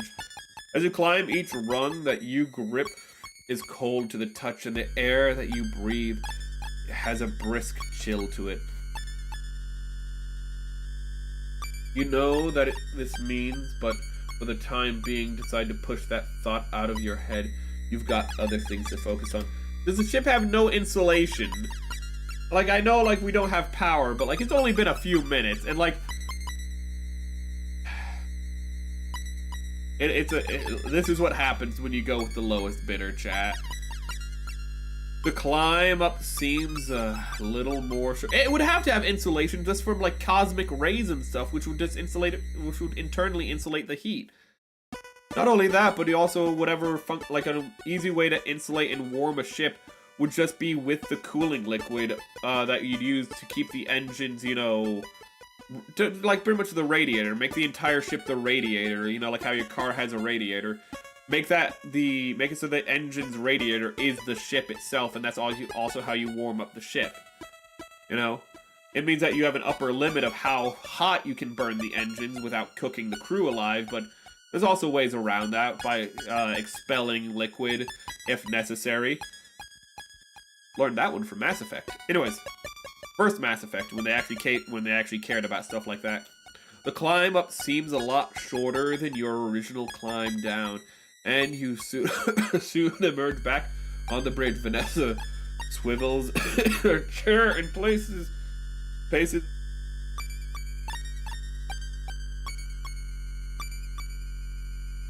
Love reading with a cough. So, did you get in touch with anyone? Kinda. You bring the radio up to your face as the microphone is level with your mouth and press the push to talk button with your thumb. Chief, I'm back on the bridge with Lieutenant Lord. Releasing the button, you walk past Vanessa, handing the radio over to her before heading towards Cassie.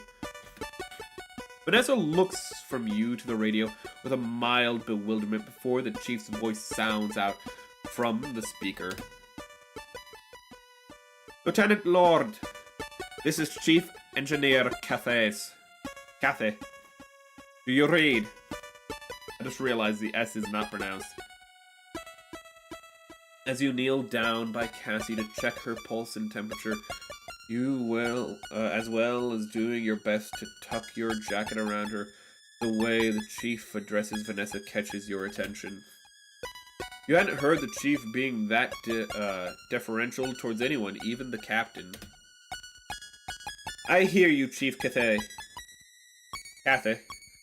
Captain Bartholomew and Commander Quinn are both incapacitated, so I'm command of the gun dog, such a time as they can return to duty. Understood?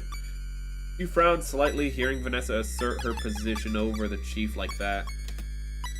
Although she is ranking officer in this situation, you've not heard anyone on board pull rank in that way, especially on the chief who you were under the impression enjoyed the respect of everyone on board, including Hans and Haru.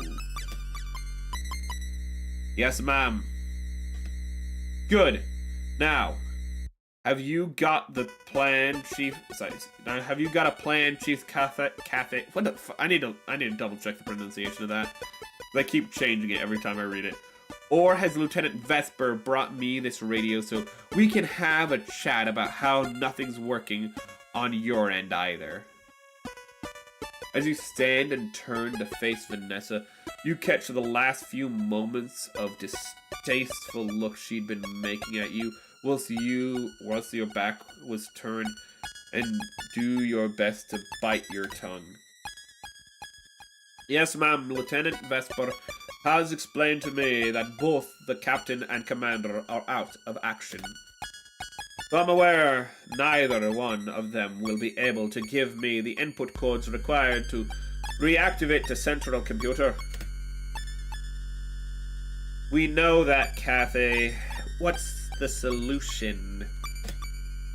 The only hope we've got right now is that Captain has copies of the documents that contain the access codes in her quarters.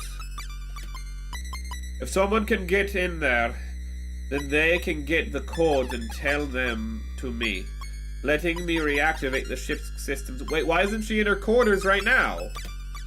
That implies that, well, like, she's not in her quarters. Because we've already been to her quarters and they sounded like they were empty. There's no reaction or anything. If we'd been able to get into the captain's quarters, we'd have done that already. The whole ship's in lockdown and there's no way to get in there. You notice the slightest pause before Chief responds. You could be projecting, but you get the impression she's just as fed up as you are. Not quite, ma'am. Although all the terminals and most of the hardware on the ship is dependent on central computer, we've got a tool that we use when something needs to be disconnected from the system. We use it for maintenance and debugging. The PSD, or Portable Subterminal. It's effectively a standalone power pack with a microcomputer built in that provides enough power to activate hardware attached to the terminal. It'll let us get into the captain's quarters, and then from there we can get the codes to start the computer back. So where is the PST? It's in the hangar with Dalton. We can't get in the hangar either. I know you're stuck in engineering, Cathay, but the story's the same for the entire ship.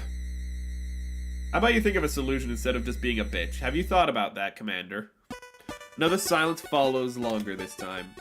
That's true if you're trying to get to the hangar from the side, from inside the ship, ma'am.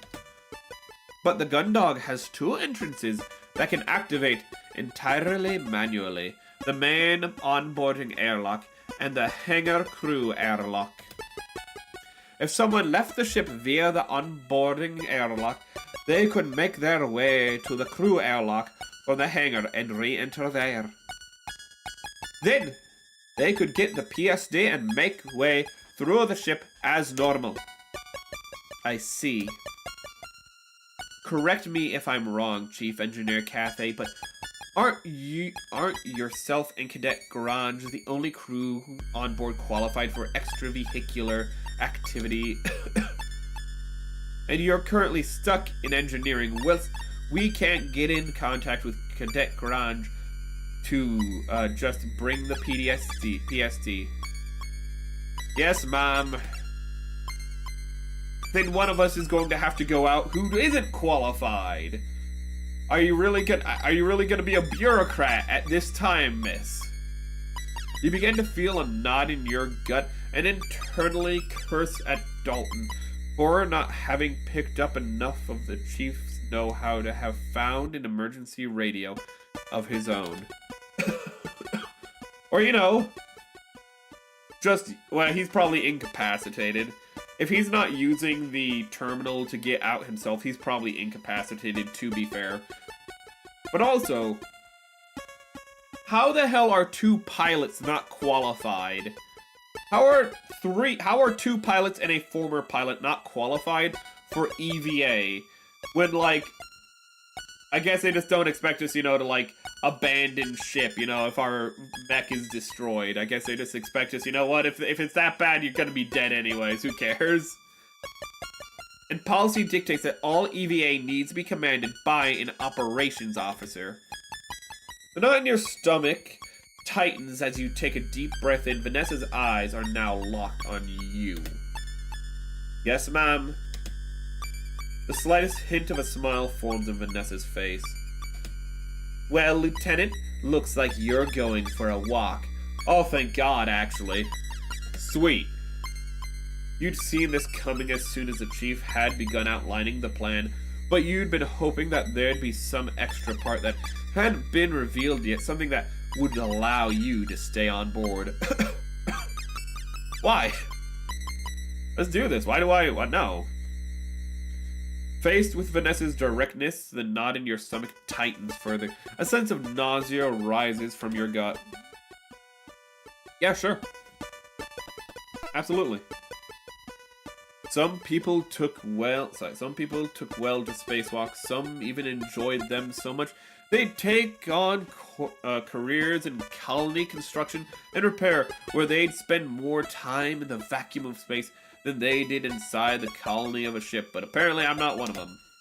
You were not one of these people. Oof. Go figure. You'd only ever left the confines of a ship or colony a few times in your life, and almost all of those had been evacuation drills that you'd been through in school or during citizenry courses. On every occasion, is this also a little start? Wait, no. Citizenry courses. Interesting. On every occasion that you can remember, you'd reacted badly, but managed to keep it to yourself. Something about being out in the void, an attachment clip or handrail away from drifting off into endless nothing of space had always filled you with dread. The knowledge that you were a slip away from disappearing forever, irretrievable and helpless. But despite all that, you knew full well that Vanessa's discussion with the chief, that there was not going to be any way around doing this, and right now you were the ship's, Cassie's, only hope. As much as you hated the thought of it, you pushed back against the fear that had been rising up inside you. Taking a deep breath, you resigned yourself to what you had to do. Fine, I'll do it. The chief can walk me through everything. that I need to do on my way over to the airlock. The dashing security officer diving headfirst into danger. Isn't he great, Lieutenant Commander Quinn? So selfless. Vanessa rolls her eyes, covering her mouth with the back of her hand and putting on a mocking tone. Oh, my hero! So brave going into space to save us. Only you can! You snatch the radio off, Vanessa, and turn your back on her, heading toward the maintenance crawlway. At this point, you've had just about enough of all you can take from her. So the sooner this situation is resolved, you decide the sooner you can go back to avoiding her. Oh, quit making a big deal of this with all your huffing and puffing, Lieutenant Vesper. From what I've heard, hanging out in space is something of a pastime of yours. God, what a bitch. PTSD!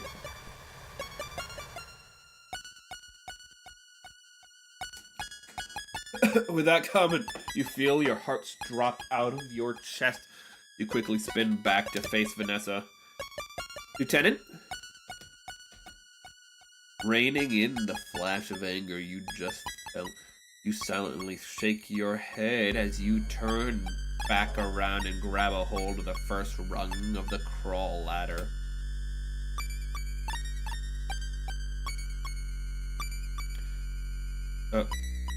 Sorry. Chief, I'm on my way to the airlock now. Walk me through what I need to do. Wait! With one hand still on the ladder's rung, you pause and turn around. Yes, Lord Lieutenant. Sorry, Lord Lieutenant. Lieutenant Lord, what is this, fucking 40k? Lord Lieutenant Commander of the 5th Fleet. You just about managed to ask through gritted teeth.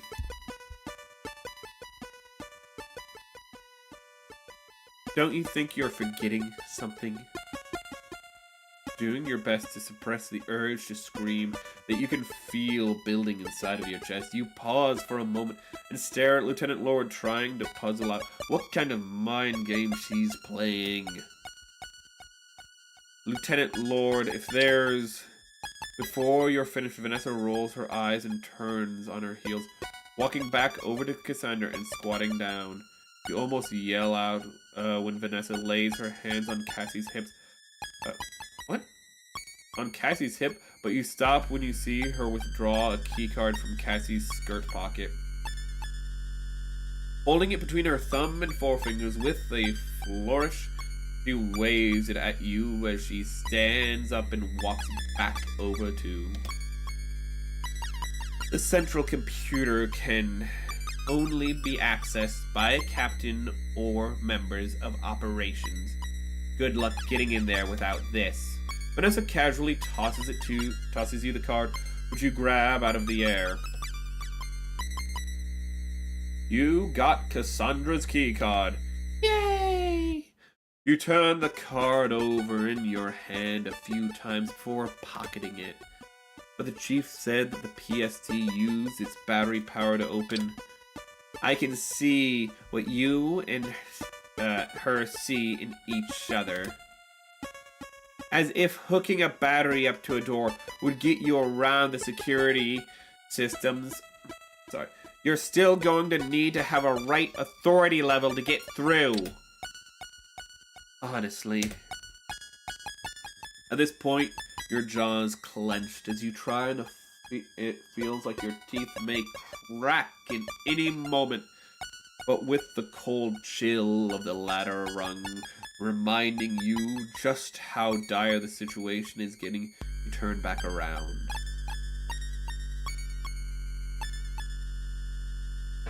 Thank you, Lieutenant. You just about manage to say, Still there, Chief. I'm heading to the airlock now.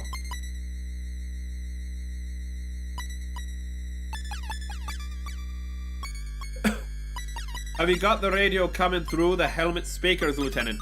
Okay, so I have it on. I was like, we're missing a spacesuit. I already have it on. The Chief's voice fills your helmet. The sound quality somehow worse than the speakers on the main radio unit itself. Loud and clear, Commander. You respond, securing the radio to the suit's breast panel. You've got the emergency suit on and you've got the emergency suit on and sealed? How did I think that was the narrator? Yeah, currently breathing in the suit's oxygen supply. What now? Do you see the access panel next to the internal airlock hatch? The spacesuit's helmet is attached to the rest of the suit in a fixed position. So, although you turn your head to check, all you can see is the helmet's interior.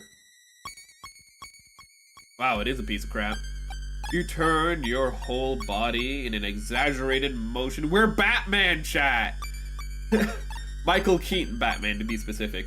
An exaggerated motion for the emergency access panel and spotted in the other side of the hatch.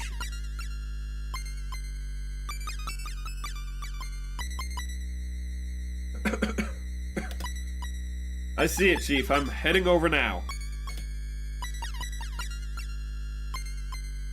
Alright, you'll need to remove the panel in the same way that you did the one on the bridge. Once you've got it off, you'll see a large handle. Cracking the lever operates the manual override that will open the hatch to the airlock. Understood. Although you'd had to learn to operate the airlock manually in basic training, you didn't feel that now was the time to dismiss the Chief and act like a know-it-all. She was likely getting her fill of that from Lieutenant Lord.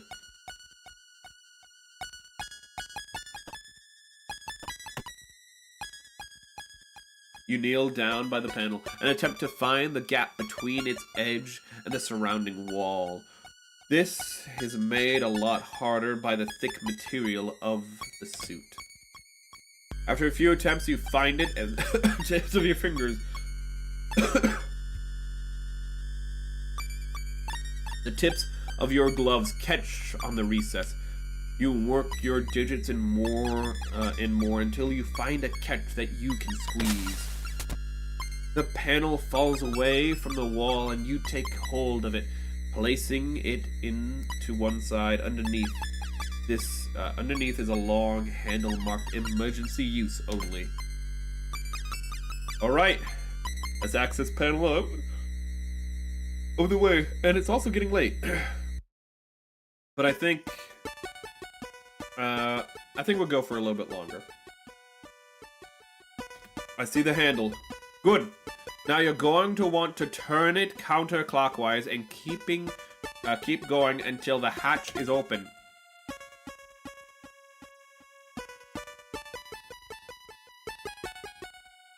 Making a note for myself? Understood. Placing your left hand on the bottom of the handle and your right hand on top at the top, you apply as much force as you can to push it clockwise. Okay, it's already in the position. That's kind of confusing. Your initial heave barely moves it despite your effort. So it's already here in the position it should be for us to open the airlock. Okay, that's a little detail. You grip the handle again, and you place your entire body weight behind your effort to shift it. This time it moves more noticeably, but when you look at your airlock, actually, it doesn't appear to have opened at all. With another grunt, you push the lever the full 90 degrees, allowing it to return to its neutral position. Although it still resists you, you're able to feel the ratchet mechanism begin to move. Ah, it did it! It did the animation, chat!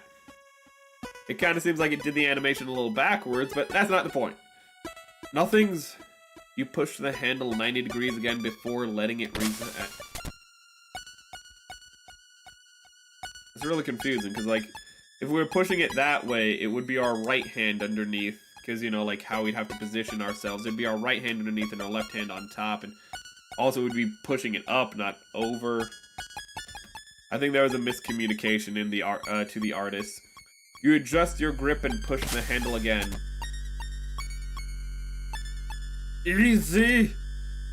You complain through gritted teeth as you feel the mechanism slowly, or maybe I just misread it. Slowly but surely moving a little more each time. As you carry on this process of straining against the mechanism, you complete crank after crank. You can hear the mechanism of the airlock groan and strain with each turn. Eventually, something gives and the mechanisms in the airlock uncouple, releasing their locks, and a whole thing slides open.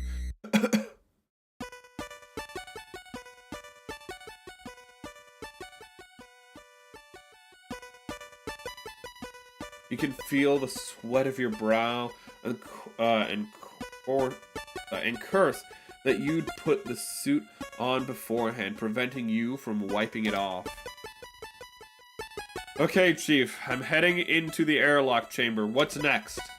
You'll see a similar panel on the opposite end of the hatch inside the chamber. Same deal, but in reverse. Makes sense, okay.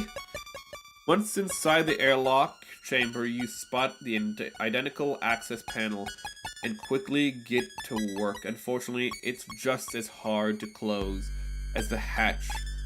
As hard to close the hatch as it was to open. Interior hatch is closed. Now what? You try to keep your breathing under control as the inside of your helmet begins to heat up, reminding you of another reason you've never been fond of them.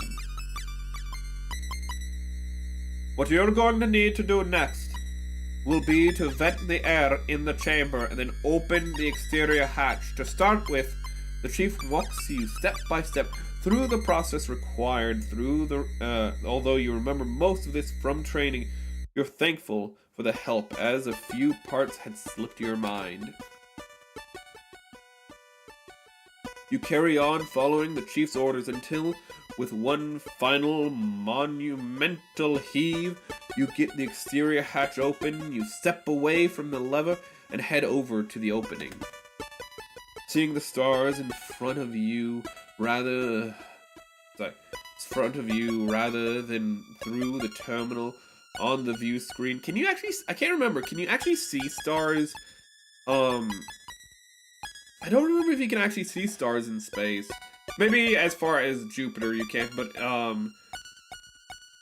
it's kind of like you can't see stars during the day because the sun blocks them out, and it's actually the shadow of the Earth is what allows you to see the stars at night. Which is why on the moon, if you are not in the shadow of the Earth, you don't see any stars. That's why actually a lot of shots of space will just be black voids. But I don't think that applies. I don't think that applies to Jupiter as far as Jupiter. I don't know, technical thing. But there's a lot of pictures of Jupiter and Saturn, so maybe I could reference those sometime. Rather than through the terminal on the view screen, or a view screen, fills you with the familiar dread you'd felt on the bridge. Alright, Chief, I'm heading out.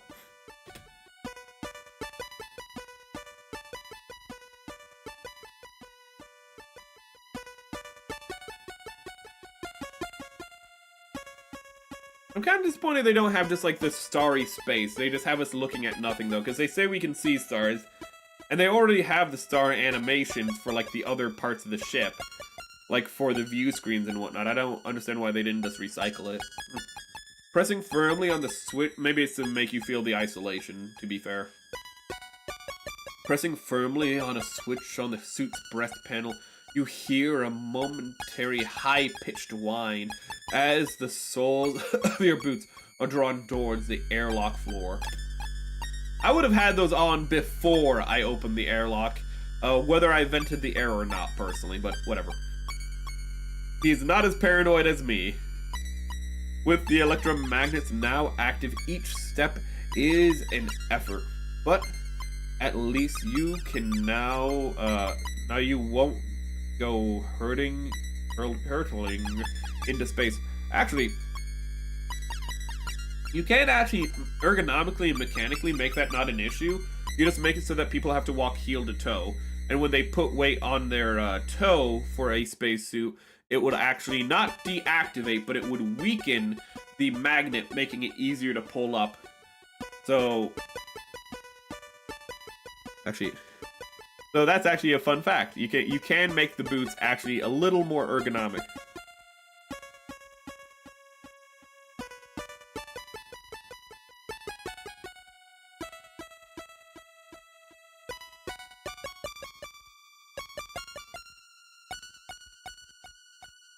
One moment.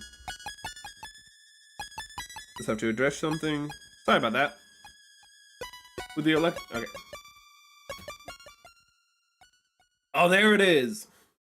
Chat, we're now John Metroid. You place one foot right on the edge of the airlock hatch and stare out into emptiness. You see nothing but stars with light years of gulf between them. With your next step, you head out into nothingness, pivoting on the axis of your foot at the edge of the airlock. The step that you took into space brings your foot back down on the Gundog's exterior hull. Even though the ship had fallen slightly since its power had been since its power had been knocked offline, that hadn't been true silence. There's been the echo of your footsteps, the almost inaudible sound of things other crew members were doing in the far-off reaches of the ship.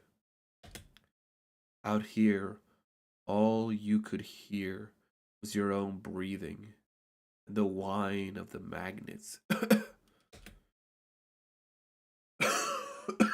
And your own coughing. Can I see me? I don't know. But I want to believe these are torpedo holds. They're probably escape pods, but I know on some sci-fi ships these would be torpedo hold, like missile hold, not torpedo. Torpedoes would fire forward, but missiles. Actually, there are on the frigates in Halo. These are, excuse me. If they're flat to the surface, they're escape pod hatches, but I believe if they are convex, they are missile pods. If I remember correctly. Don't know why I'm talking about Halo. You take a moment to orient. Oh my fucking god. You take a moment to orientate yourself and your reading, and turn 90 degrees to your right, angling yourself towards the front of the ship.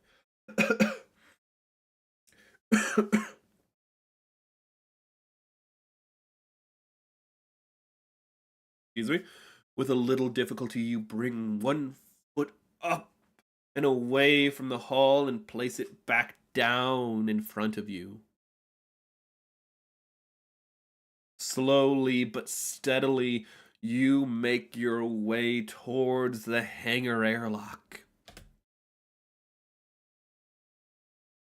Still with us, Lieutenant Vesper? Haven't you gone hurtling off into space or anything? Haven't gone hurtling into space or anything? You roll your eyes as you plod forward. Still here, Lieutenant Lord. Good, good. What's your ETA to the hangar airlock? You quickly do some rough maths around what you know about the Gundog's dimensions. Fine. I was thinking of where this might have been written. Don't worry about it. Airlock's the midpoint of the ship. 25 meters long, about 5 minutes, Lieutenant. This isn't a Sunday afternoon stroll at the replica gardens, Vespa. Pick up the pace. You allow yourself the opportunity to curse openly at Vanessa before hitting the push to talk button again. Yes, ma'am. You carry on the laborious march to the hangar's crew airlock, slowly heaving 1 foot at a time away from the ship's hull before placing it back down in front of you. There are a few awkward areas where the ship's hull rises or falls, and you have to navigate your way across them.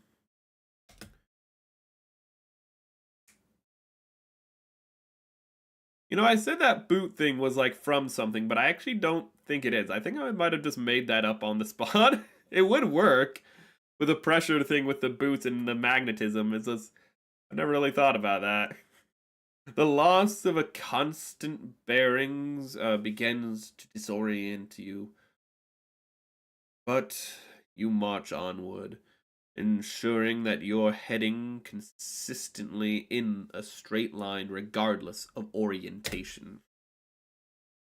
Eventually, you see the distinct markings that indicate an airlock hatch in the distance. And I'm going to check something real quick.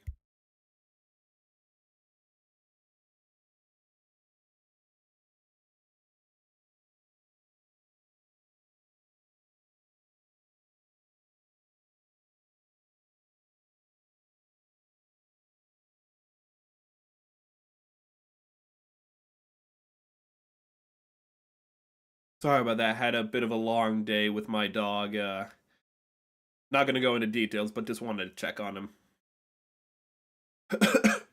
Although it's marked in the same way as the one you'd emerged from, this one is much smaller, scarcely bigger than the typical doorway inside the Gundog. You enjoy a momentary celebration, then pick up the pace. Alright, Chief, I'm at the hangar airlock. Okay, if you look to the right of the door, you should see an access door panel with a lever underneath it, just like the others. Okay, let's see. Due to the orientation from standing on the ship's hull, the airlock entryway is laid out at your feet. I'm like Spider-Man. I'm just walking on walls. That's my favorite thing when Spider-Man does, is instead of crawling, he just walks up walls because he is strong enough just to perpendicularly walk up a wall like nothing's happening. And people don't really appreciate just how strong that makes Spider-Man. It was insane. The ankle strength just to like casually walk up a wall. The only wall crawls to be, you know, not as, to be like more inconspicuous, you know? Also, it probably does still take a little less energy to, you know, crawl over, you know, walk, to be honest. You shift yourself to be able to look to the right and see the panel which you head over to and squat down in front of, running your fingers around its edges to find the now familiar recess. With the practice movement, you undo the clip. Unlike the panels inside the ship that freely come away, this one swings on hinges, revealing a lever underneath. What are these things that I'm looking at? I do not recognize them. I am a VTuber. I am illiterate in numbers. Hopefully this should be easier than the smaller hatch. You mutter to yourself, reaching for the lever. Chief? What is it? It's the lever. You run your hands a few times over the lever, which is visible but inlaid into the hull, perfectly level with the surrounding, whereas you'd been able to remove the panel cover by finding recess there was nothing like that here. Having grasping the level impossible. A security system to stop, malicious boarding. Nice. I can't get any purchase on it. It's completely flush to the hull. There's no way to grip it. Chief? Lieutenant Lord, do you know what the current security code is? Of course I don't. They're like the emergency input codes.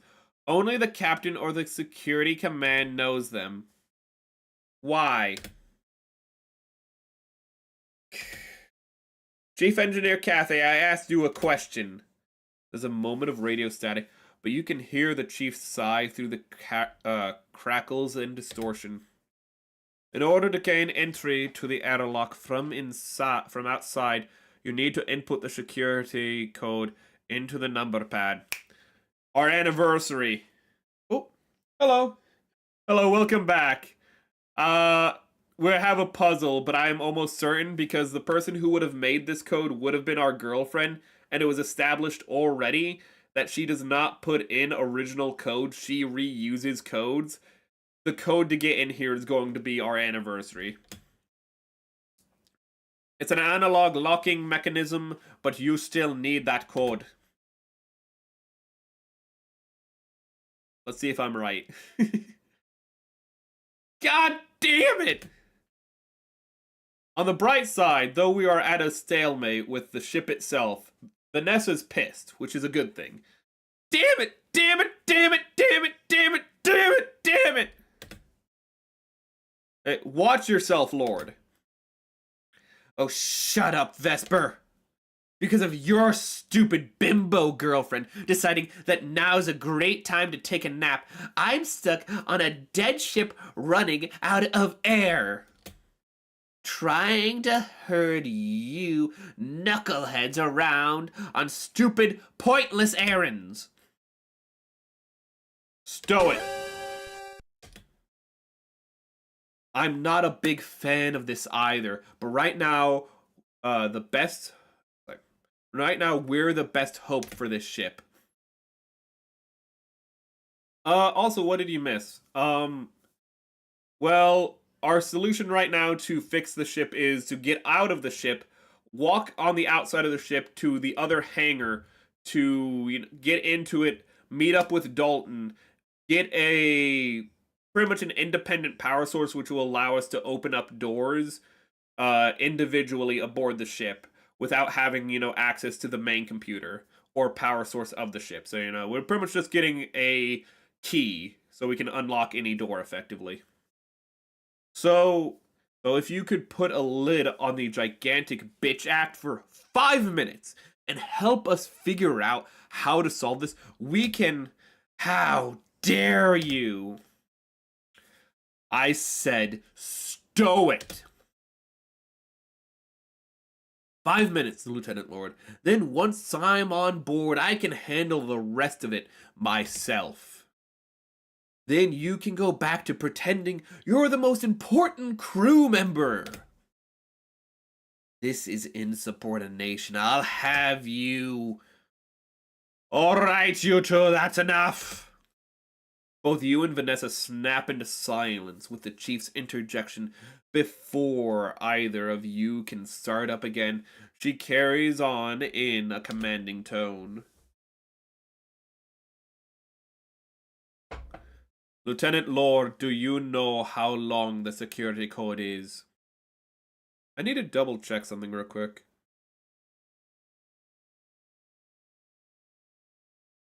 One moment, chat, if you will humor me.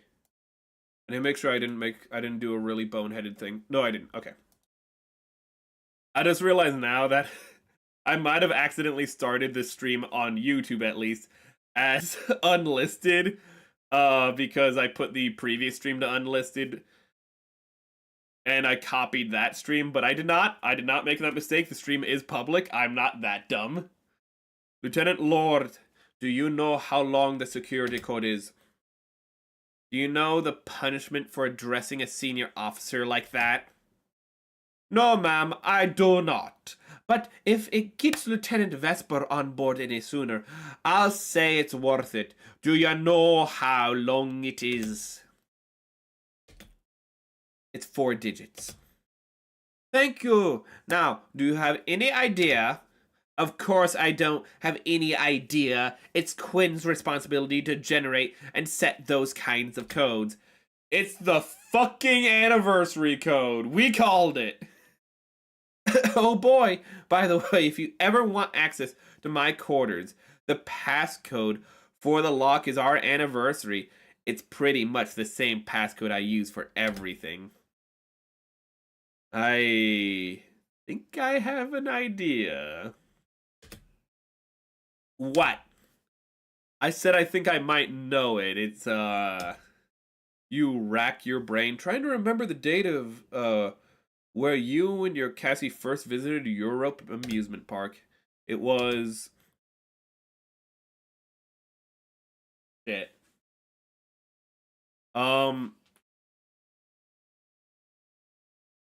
Shit.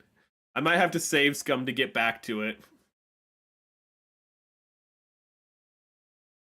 I remember it was November, but I don't remember anything past that.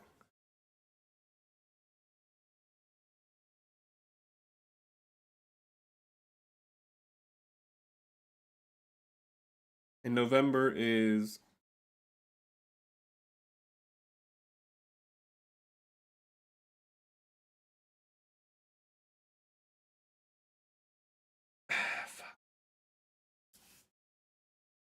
I might have to save Scum a little.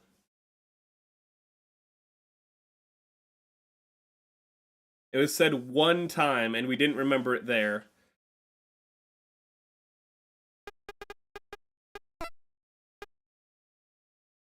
It was... Hey, Gunner, come here. Hey, how's my favorite puppy dog doing? Trying to remember a passcode real quick. Okay, I don't want to save Scum, so I'm going to try for a second to remember it. Hey, dear little fella. It was definitely November, which is 2 digits.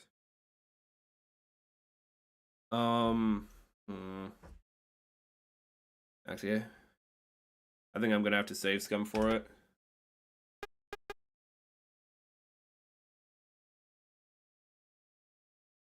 Actually, wait a minute. Could I have known it with... I guess she did tell us, if she did tell us. And I'm gonna have to go back.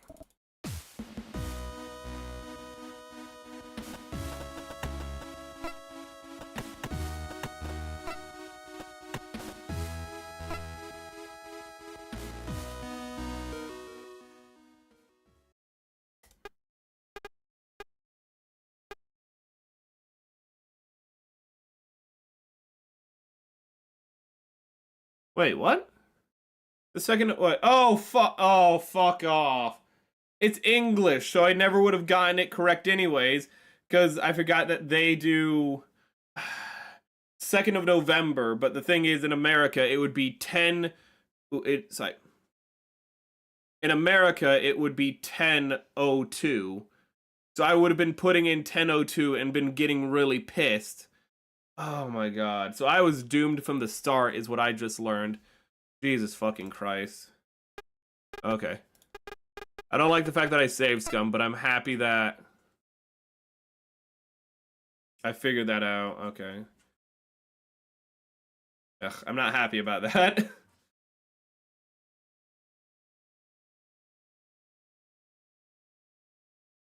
Look at across the handle, which remains set in the access hole. I think I still, even knowing it's English, I still instinctively put 10:02. God damn it. Right, 02, 10. Fuck? Oh, no, okay. I thought the dashes and not the stars were the what I was putting in. So 0210. Okay. With the with a bit more thought, you type in the 4 digits. Hoping but still unsure that you've got the right date this time, you press the enter key with a sense of trepidation. You wait a few seconds watching the lever for any sign of movement, but after it fails, you budge and groan in frustration. Oh, come on. Problem, Lieutenant? I thought you knew this code would be, but it don't know whether I'm getting it wrong or whether it's something or something else. You pause briefly. Could it be that you just being optimistic that security code would be your anniversary with Cassie, or are you getting the date wrong? How could you know what it is, Lieutenant? These security codes are high-level and sensitive information. You don't want to tell Vanessa the reason behind your hunch, so instead, you scramble for a lie. I think I might, be the passcode for Lieutenant Commander's quarters. As if Lieutenant, there's no way even Quinn here would be so unprofessional as to use her professional passcode as a security code for the ship. Get real. Well, it's the best guess I've got. Besides, I've heard you two coming and going at all hours. How could you possibly have gotten the code if that's what it was?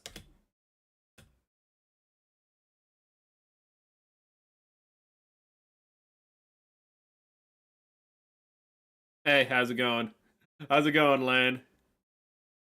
You're all awake.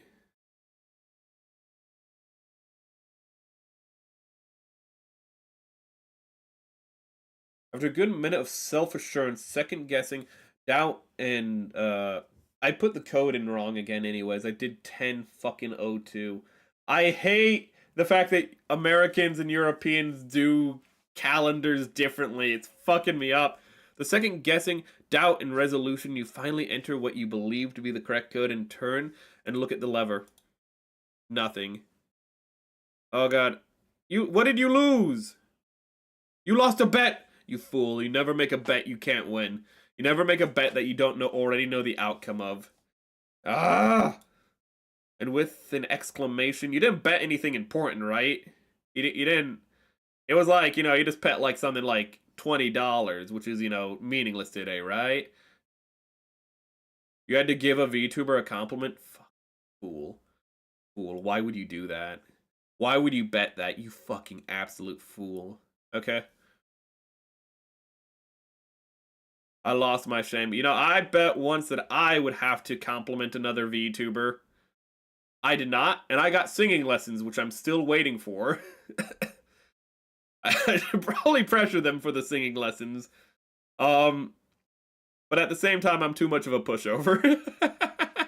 And with that, the exclamation, you slam your fist down on the ship's hull, half in frustration, and half in shame.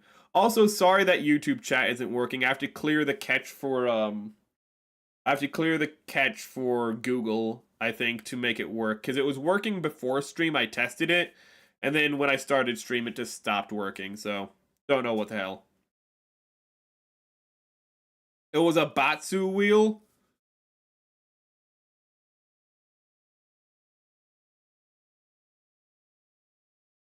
Ooh, is that just a punishment wheel? I can't quite remember. You're confident that the code would be yours and Cassie's anniversary, but despite everything, you can't remember the correct date. Also, for context, because you just got here, we're on the outside of the ship trying to get in because the power went out, because we tried to contact the O'Brien. The O'Brien was confirmed to be a Deep Space Nine reference because the communications officer was named Lieutenant Bashir, the best friend of O'Brien in Deep Space Nine. But while we were communicating, the ship went down, and we're again trying to get to we're on the outside of the ship trying to get to the hangar to get to Dalton because he has a way for us to open doors remotely. Yes. You're so close. You were so close, but close doesn't cut it. Okay? Close but no cigar. Now what are you gonna puff on, huh? Your thumb? Like a baby? Gonna cry about it, maybe? Oh my god. Oh, nice. Oh, nice. All the systems are down. We're losing oxygen. Everyone's freezing to death. Nice. Excellent. My girlfriend is in a comatose state for no apparent reason. We don't know what happened there. We don't know if it's a new type shenanigans or not, but I'm happy that you're excited for everyone's impending death. Lieutenant Vesper, what are you even doing? Come on, think. If anyone here is going to have any idea of what Quinn set as the passcode, it's going to be you. Okay. I know I'm trying, alright? The rising frustration of being unable to remember the date, as well as Vanessa's goading. Sorry. Don't double down. Does nothing to help your memory, and you find yourself getting more and more agitated as you stare at the number pad. Come on, a lucky number, an important date, a birthday, a good test score, anything, Lieutenant. Think. I'm no longer sick, but I'm still clearing. I'm trying. Well, you're not trying hard enough. If you don't remember that passcode, then... Huh? A moment, Vanessa's signal drops out, but moments later, her voice is replaced by another. Passcode 0. Cassie! 2, 1. Cassie, hang in there. 1. And I know I put that in at least one time. I put in 0, 2, 1, 0 at least one of the times. Unless I kept putting it in as 1, 0, 2, as 1, 0, 0, 1. But I'm pretty sure at least one time I did put it in correctly. I am almost certain of it. The VTuber in the question was Hannah Lily, Shog Genmate, and oh, wait. Was she the one that you did the Evangelion? That you did the Evangelion outfit for, or was that a different one? I thought that was a Hannah, but oh, Hanami. Sorry. There's also that one, there's also that one in Discord. I just remembered on Discord I don't have whatever. She really liked the compliment. Yes. Okay. Yeah, I've been meaning to check her out. Cassie, hold on a little longer. We're almost got this. I'll be back in no time. Just about time. Sleeping Beauty did something to help out around here. You hear that, Lieutenant? 0, 2, 1, 1, 1, 1. Oh shit! November's the 11th month. I was putting in 1, 0. I can't count good. It's a good thing that before we did this, I fucking said VTubers can't count. Anyways, without answering, you type the 4 digits in and see the lever rise from the recess it set in. Ma, I only got 10 fingers. How am I supposed to count to 11? It don't make no sense. Alright, that's got it. I'm opening the airlock now. Her streams are wild? Okay, I'll have to check them out. I know she has VODs on the YouTube. Shifting your position away from the number pad, you squat down and the raise lever. Taking it in both hands, you find it much easier to crank than the other ones on the main airlock, and in no time at all, the exterior hatch of the airlock is open. As you step inside the ship, you find yourself in a chamber almost identical to the airlock. Oh yeah, I was thinking of October, yeah. I was thinking of 10-4. Because don't worry about it. I was thinking of the date 10-4 is the problem. As you step inside the ship, you find yourself in a chamber almost identical to the airlock you'd left earlier, in the exception that it was much smaller. Moving quickly now, you close the exterior hatch behind you and follow the inverse process you'd carried out to leave the ship, pressurizing the chamber with oxygen and opening the interior hatch. In a few short minutes, you're back inside a familiar space on the ship's hangar, and we walked all the way from over here, back up here, just so we'd be extra familiar. Sorry. You remove your helmet, happy to be breathing something other than the suit's oxygen supply. Mostly because how much down bad some people are. You mean she has a lot of people down bad in her chat? Oh, wonderful. You and then disengage magnets before removing the suit completely, making sure to take the radio with you 1 second.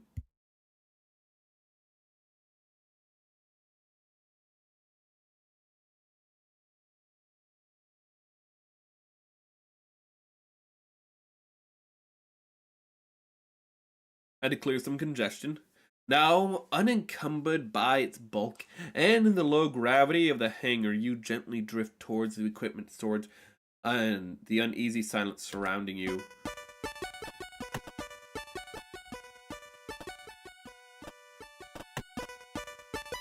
Something like that? Okay. Tools, equipment, and supplies. The portable sub-terminal that the chief mentioned should be in there somewhere, I guess. God, I hate this cough.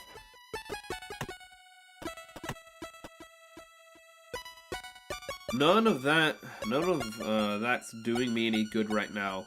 I have to look through the crate. Okay. Something like that. Let's see. If the PSD is going to be anywhere, it'll be amongst all the stowed equipment and gear. So, in the darkness, the collection of stacked or suspended crates, containers, and various pieces of heavy machinery looms intimidatingly. I need to move this cord. Sorry, a power cord is like blocking chat a little. Listen to that funky beat. I got that music. That's a song that assures me everything is going good and there's just no tension at all. You know, it's a happy tune, chat. Don't worry about it. Looking from the container to container, you realize that none of them are marked in any way that makes any sense to the uninitiated. Shaking your head, you reach for the radio to ask Chief where you'd be able to find it. Before you can call her, you hear the rustle of a jumpsuit fabric behind you. Moments before, a wavering voice demands, "Stop right there! Intruder! Identify yourself!" You raise your hand slowly, being careful not to make any sudden movements. Dalton had done surprisingly well to get the drop on you, and if he was under the impression you were the enemy, he should be armed to confront you like this. Bing, bing, doop, doop, doop. At ease, Cadet, it's me, Vesper. Oh, Lieutenant, I'm sorry, I thought... Turning around slowly, your hands still raised, you smile. Don't worry about it. You did good to sneak up on me like that. If I was the enemy... Pausing mid-sentence, you sigh as you realize that Dalton isn't actually holding a firearm. Cadet, where's your weapon? Sir? If I had been the enemy, what were you planning on making me do without a weapon or encouragement? Dalton pauses briefly and you see realization flash in his eyes. Sorry, didn't think that. Well, I thought that, Ease up, Dalton. When this is all sorted out, we'll go over anti-boarding procedures, okay? Yes, sir. Thank you, sir. Although, what exactly is going on, Lieutenant? I was just finishing up something when all the power went out. I haven't been able to get in touch with anyone. It takes you a few minutes, but you quickly fill Dalton in on the events taking place on board the ship, including your current objective of obtaining the portable sub-terminal.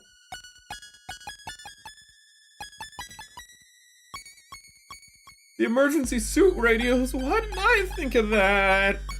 The chief's going to be so mad. She was teaching me soup maintenance just last week. Hello, bot. Never mind. You can hear them. You can just hear them. Hello, bot. Just absolute disappointment. God, that's one thing I hate about Twitch.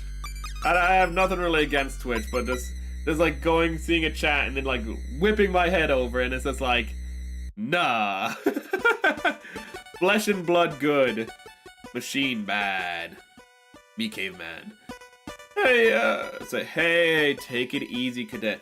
No one else on this ship figured it out on their own either. So don't beat yourself up over it. I wish I figured it out so I could fucking brag and be like, ha, you're dumb, I'm smart, but I didn't. Hello, destroyed. Pretty much. So don't worry about that. What we need to do now is find the PSD. Do you know where it's kept? I think so. Let me look. With a kick against the container next to him, Dalton propels himself towards a set of smaller crates.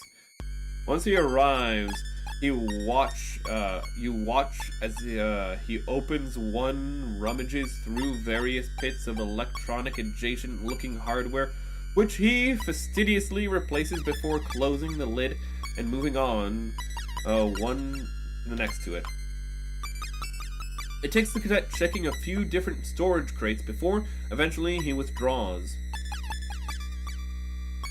Had to get a drink. A device the size of a briefcase. With it firmly in hand, he slowly drifts back towards you, presenting it once he's with you. Here you go, Lieutenant. This is what you're after. A portable subterminal. This is a portable subterminal, huh? You take the hefty device from Dalton and turn it over a few times to investigate it from different angles. The exterior is largely one off-white plastic shell with a handle attached, allowing you to carry it like a briefcase. One visible seam that runs around the entire casing was two conspicuous clasps that you release, causing part of the device to fold out, revealing a keyboard alongside various screens, buttons, discs, drives, and withdrawable cables. Alright, Cadet, can you give me a quick rundown of how to use this? Chat, before we end stream, remind me to reset the, to actually try to fix chat, so that way I'm not going in blind. I know if chat's working before next stream or not. Yes, sir. I guess, the entry to the thoroughfare would be a good place to try it out. Sounds better than going for another walk outside the ship. Let's go. The two of you make your way through the hangar and up the flights of stairs that lead to the four-side thoroughfare. Once at the top, you're faced with an unyielding set of double doors. Okay, sir. First, you need to take the cable from the PSD and connect it to the underside of the terminal. Next, to whichever door you want to open. After that, you turn the device on. If you do that now, I'll show you the rest. Following Dalton's instructions, you kneel by the terminal and withdraw the cable from the device. It's awkward in the darkness, but you eventually connect the cable to a port on the bottom of the terminal. Once you've got the sub-terminal connected, you can use it in the same way as you would any other terminal. Just select the right function from the menu and insert your keycard into the slot when it requests you to. Give it a try.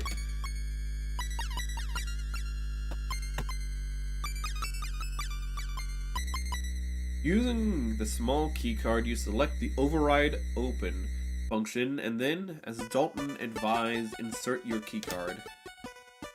As expected, although slightly slower than you'd like, the door opens, allowing access to the four-side thoroughfare. Great work, Cadet. All I need to do now is get this to the captain's quarters, then the engineering, and we'll have the gun dog back up and running in no time. You okay there? Yeah, I just forgot that you had to go to the codes from the captain's quarters. Isn't that against the rules or insubordination or something? That is. I thought that it was forbidden to go into the captain's quarters unless explicitly instructed for duty. Duty. Stop being Beavis and Butthead. You sighs. Dalton shakily removes the cable from the terminal underside and closes the lid on the PSD. Technically, yes. But right now, the choice is insubordination or we all suffocate in the vacuum of space. But don't worry about it. I'm sure the captain will understand when understand why I had to do it. Besides, I've always wanted to see what their quarters look like, so I'd say it's worth it, right? I guess. You place a hand on Dalton's shoulder and take the terminal from him. Anyway, you take it easy here. Try to raise the chief on the radio and see if she's got anything for you to do. I've got to get moving. Yes, sir. With that, you give Dalton a casual salute, and in return, he throws a rigid, formal salute back at you. Sorry. Smiling to yourself, you head through the now open double doors and into the thoroughfare. Aren't you gonna go here first? There's nothing for me to do there right now. No! There is! I can...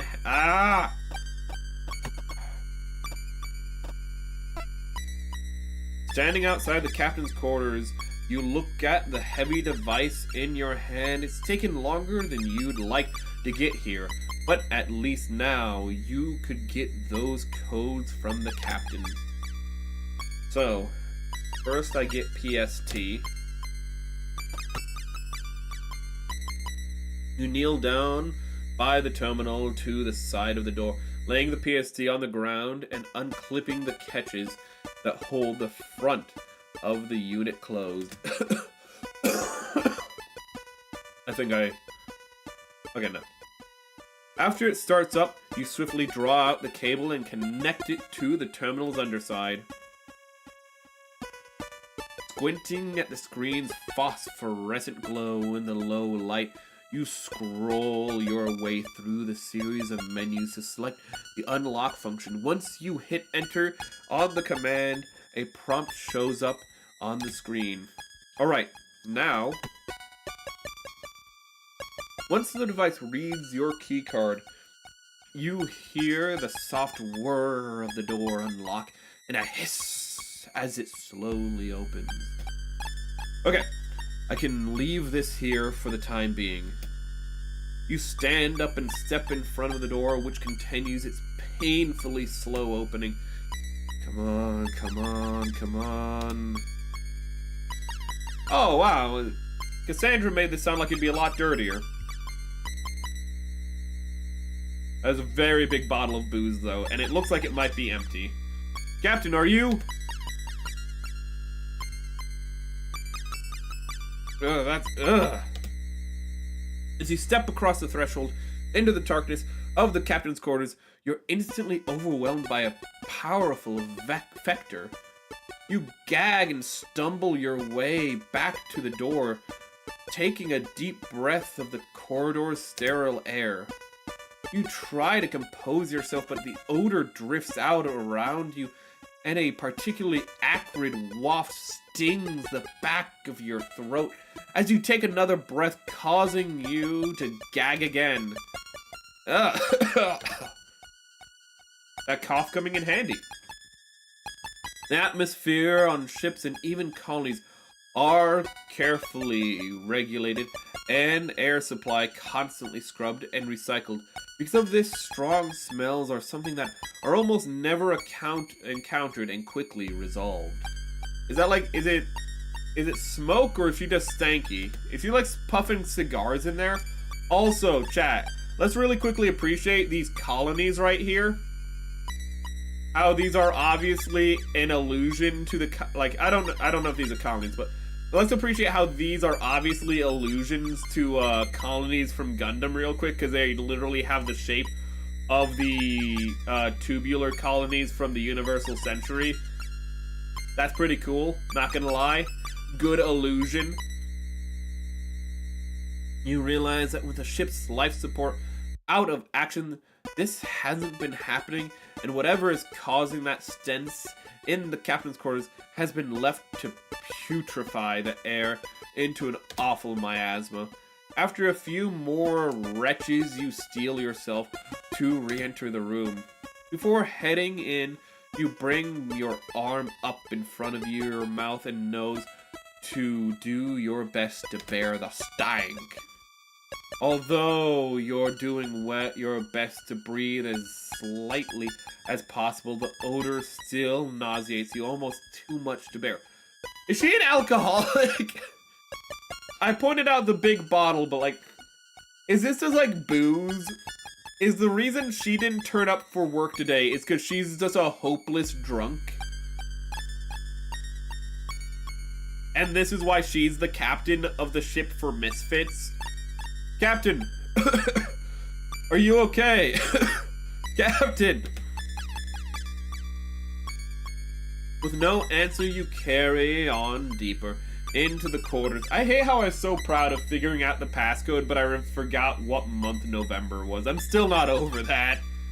With no answer, you carry on deeper into the quarters. As you grow accustomed to the smell, you begin to pick up the unique odors that it's comprised of.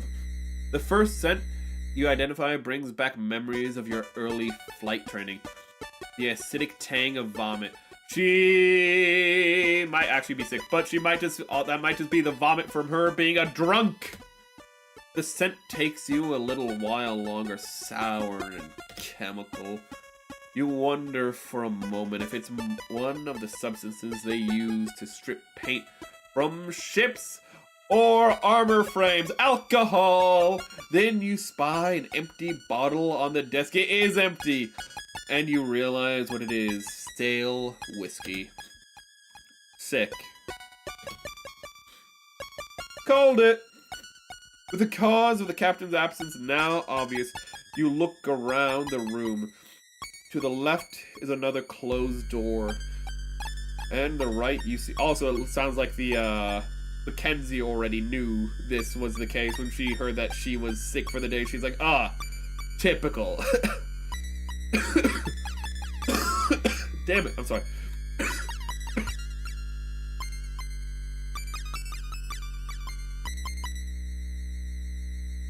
To the right you see an open doorway and what looks like the end of a bed.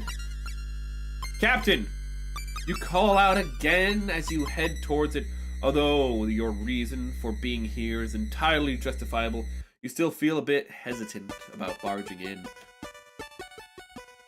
Captain! Nothing. Alright, Captain, I'm coming in. We need those. Having stepped through the doorway, you find yourself in a room that's much closer to a normal bedroom than the crew quarters. Rather than access panels flush with the walls for storage, the room has actual furniture. A chest of drawers sit below a large mirror, and a bedside table is right next to an unmade queen-size mattress. Okay, good news, she's not naked in the bed, and we don't have to be, and it's not going to be super awkward. Bad news, she's not naked in the bed.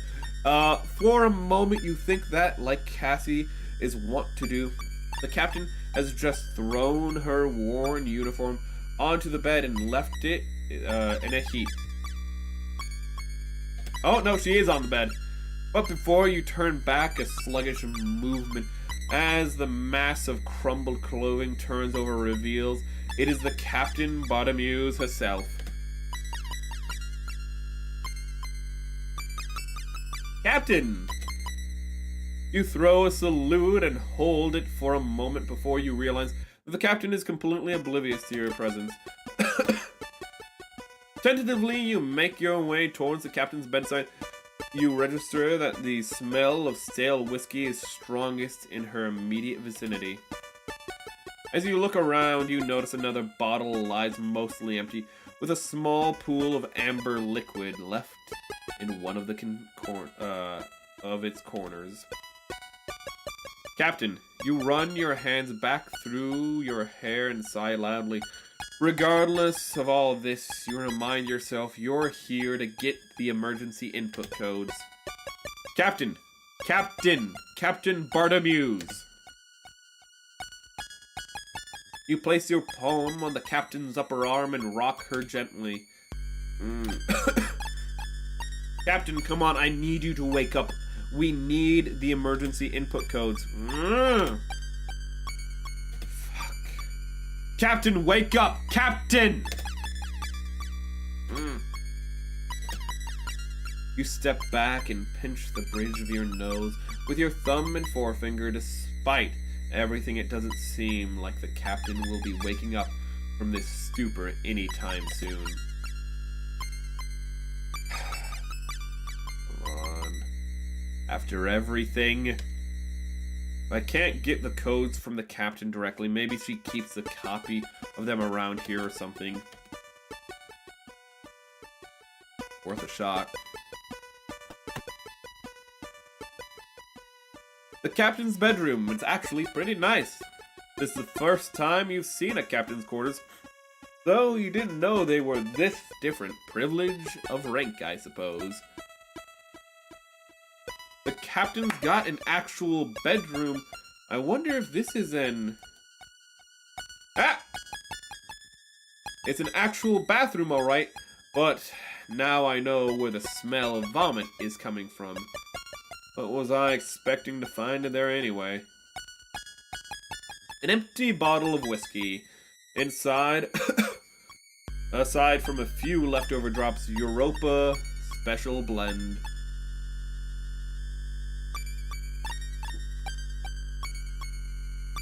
A pretty nice desk. It must be where the captain does all of her work when she's not on the bridge. If that's the case, then as I thought. It's got a few drawers and at the back next to where she'd sit. If the codes are anywhere, they'd be there.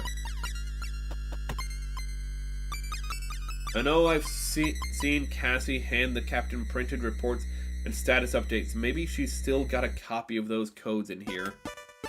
You try to open the top drawer,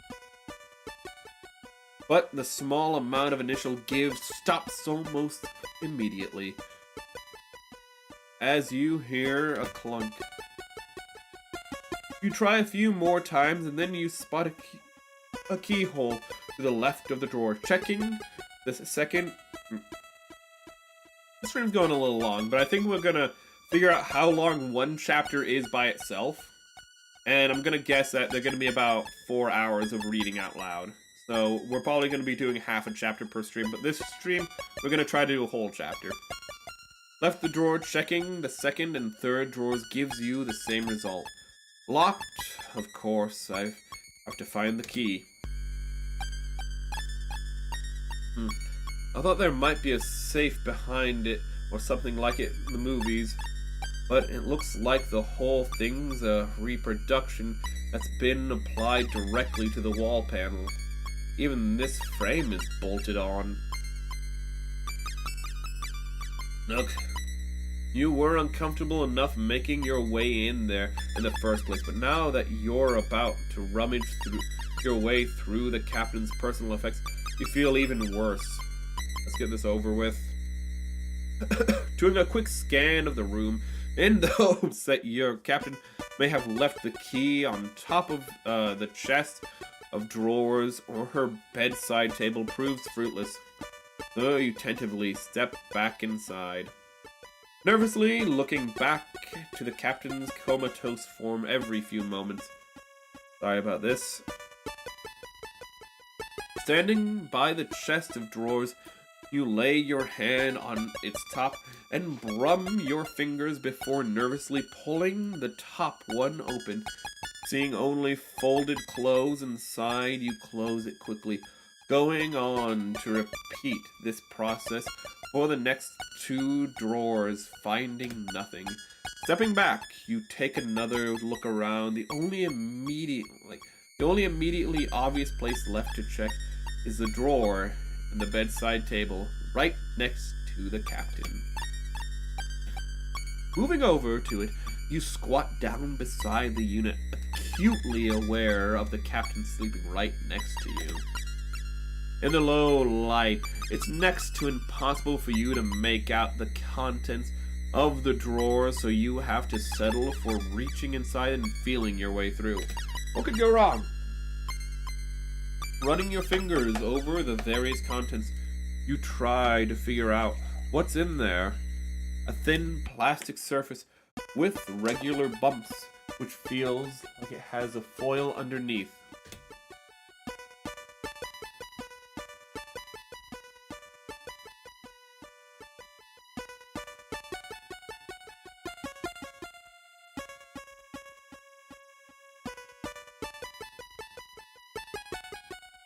Thin plastic surface.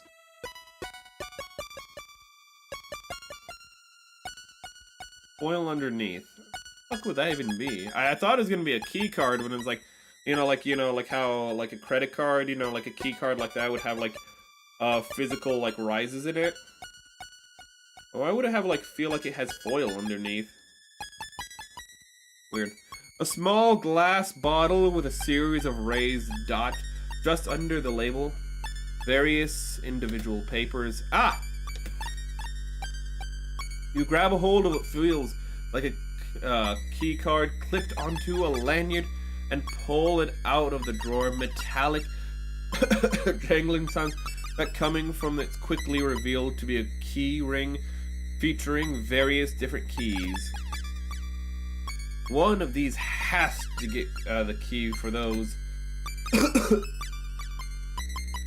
Oh!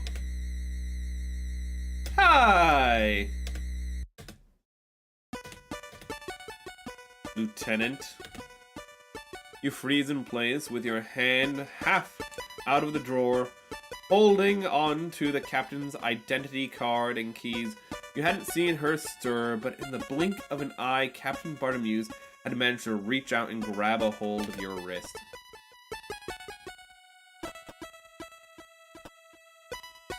Back. Flustered, you quickly yank your arm back and try to find a way to convince the captain not to court-martial you here and now. Captain! I'm here to, it's an emergency. We need to reboot the computer, and Commander Quinn's ill, so we need your codes. Codes? Yes, your emergency input codes. We need them to reboot the system, which is why I'm here. Lieutenant Lord ordered me to be in here to find your codes. I need your keys so that I can... Sounds important. Just stop making so much noise. With that, the captain sluggishly releases your wrist and draws her hand back towards her. Grabbing a handful of duvet, she rolls over, facing away from you. Let's hope that she doesn't remember that when she wakes up. You got the captain's keyring.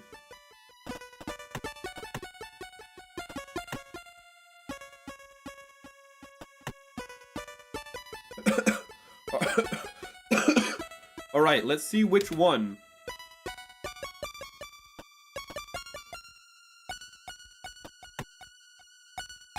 You spend a few moments working your way through the selection of keys that hang from the ring and in the end of the captain's lanyard.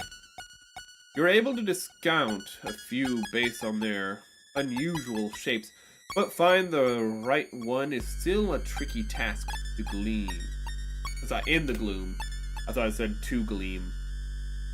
Eventually, you find one that slides in easily and turns the lock and its mechanisms, which lets out a surprisingly hefty clunk. You immediately open the top drawer and start rifling your way through the papers it contains. Come on, come on, come on. Working your way through the massive papers, folders, and documents that are stuffed into the drawer, you squint at each one in turn, trying to quickly identify important details. Eventually, you scan the last document left in the drawer before placing it on the desk and moving on to the second drawer down. True manifest security updates. Aha! Damn it. You see the telltale tractor feed edges of the printer paper that you've seen Cassie produce updates and reports for the captain on, sticking out from underneath the manila folder. You grab it and lift it up to the light, starting at the top, letting the rest of the continuous ream of paper unfurl. Yes! It's one of those long-ass pieces of paper that's all folded up. Ah! So 80s, I love it. Your eyes scan the document for any key phrases that look appropriate until you see what you're looking for.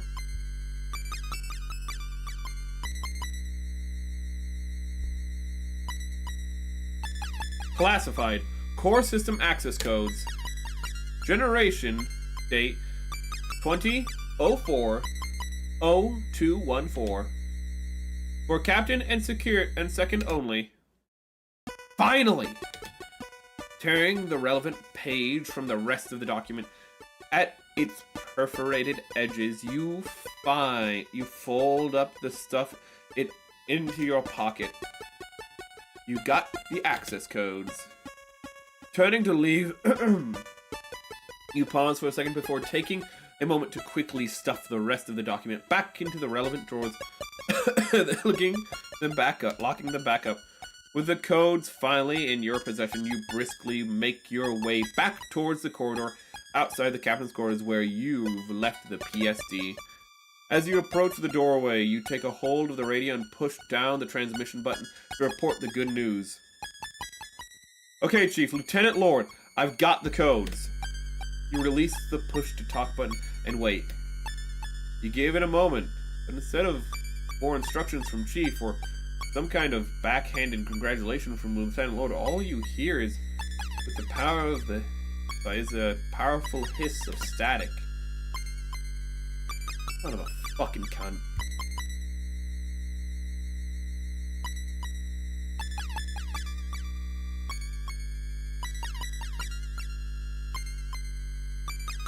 Sorry about that, didn't mean to curse, but got startled by something. Chief, you try again. So the interference is now so great that even on this low band, short distance radio, we're getting overloaded. Lieutenant Lord, still nothing. Anyone, come in. You give the radio a shake and spend a few moments adjusting the frequency dials, but you still don't hear anything from anyone, just a hiss of static. For a moment, you feel like throwing the radio down the corridor, but instead you slump against the nearest wall and hold your head in one hand, slouching against the wall in the low light for a moment longer. You sighed loudly before turning and kneeling down by the PSD, which you begin to pack back up. You've got the codes, you just can't get them to the Chief over the radio. The next best thing you decide is to get them to her in person.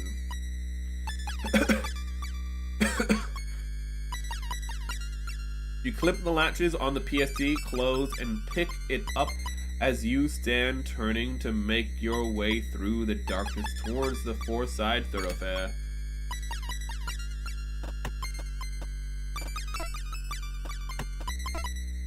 There's nothing, it's technically something I can do there, but whatever.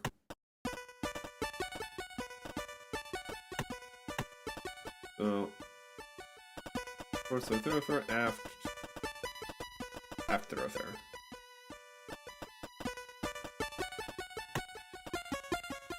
Move to engineering, yes. Outside the huge blast door that separates the aft thoroughfare from the...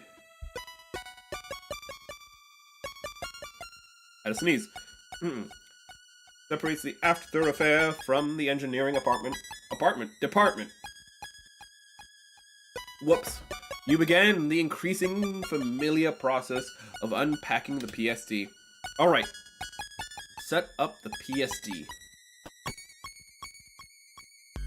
First, withdrawing the cable, then plugging it into the terminal near the door. You beat up the device and begin cycling through options. Okay. And then, let's use Cassandra's. With the device set up, you hit the enter key on the unlock button, and then turn your attention towards the partition that stands between you and the engineering department. Unlike the other doors, the PST's battery power had been used to open. This blast door is inches thick and comprised almost entirely of solid steel. You watch tentatively as a low grinding sound emanates from the ceiling for 10 seconds before the door even begins to move. With the others, the opening process is agonizingly slow. In the darkness of the thoroughfare, time seems to lose all meaning as you watch the door almost imperceptibly work its way upwards. After a few minutes, the barely noticeable progress comes to a halt, and low grinding sound stops with a blast door giving you just over a foot of clearance between you and the floor.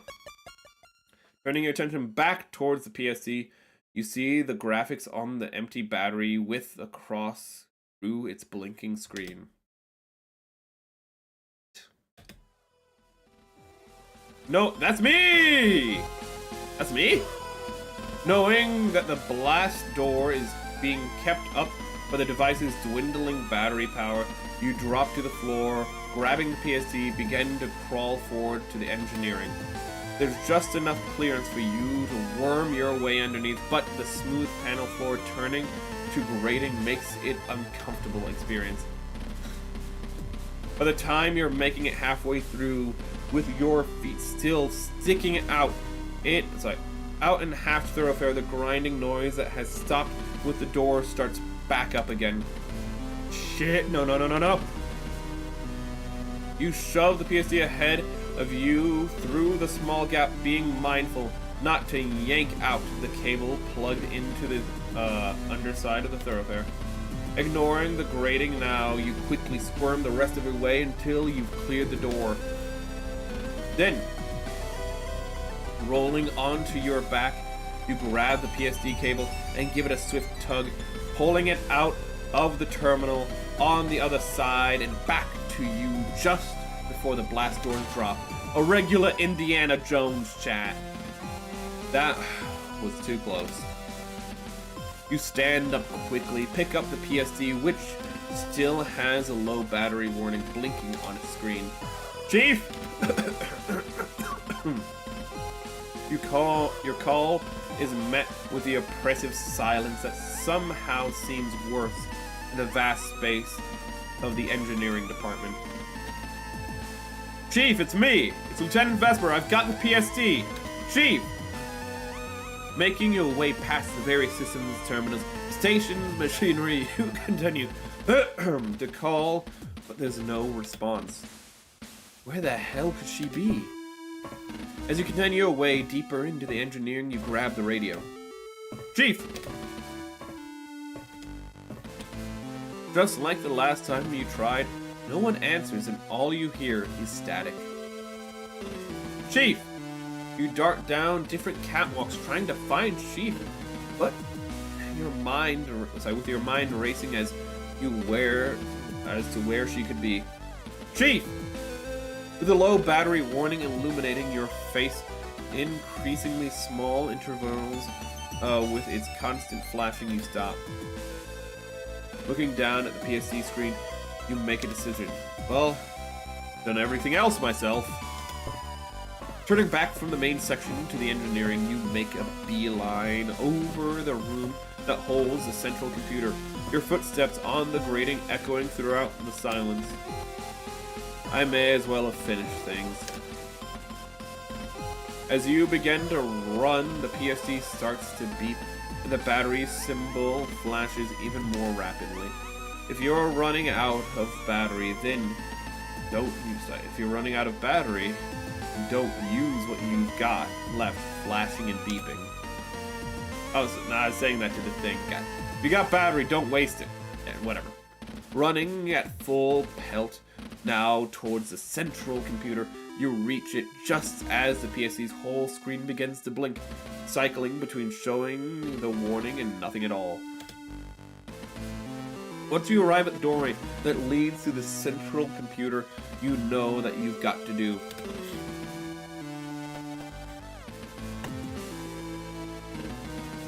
Wasting no time, you withdraw the cable hurriedly and plug it into the terminal with your hand, with one hand while scrolling through the options in the other. Come on, come on, come on, come on, come on, come on, come on, come on, come on.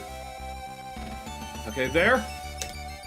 As soon as the door begins to open, you begin to, you jump into it and start pushing on it in order to force it open. Once you've made the gap large enough, you slip through at the exact same moment as you hear the PSD power down and the door slide back shut.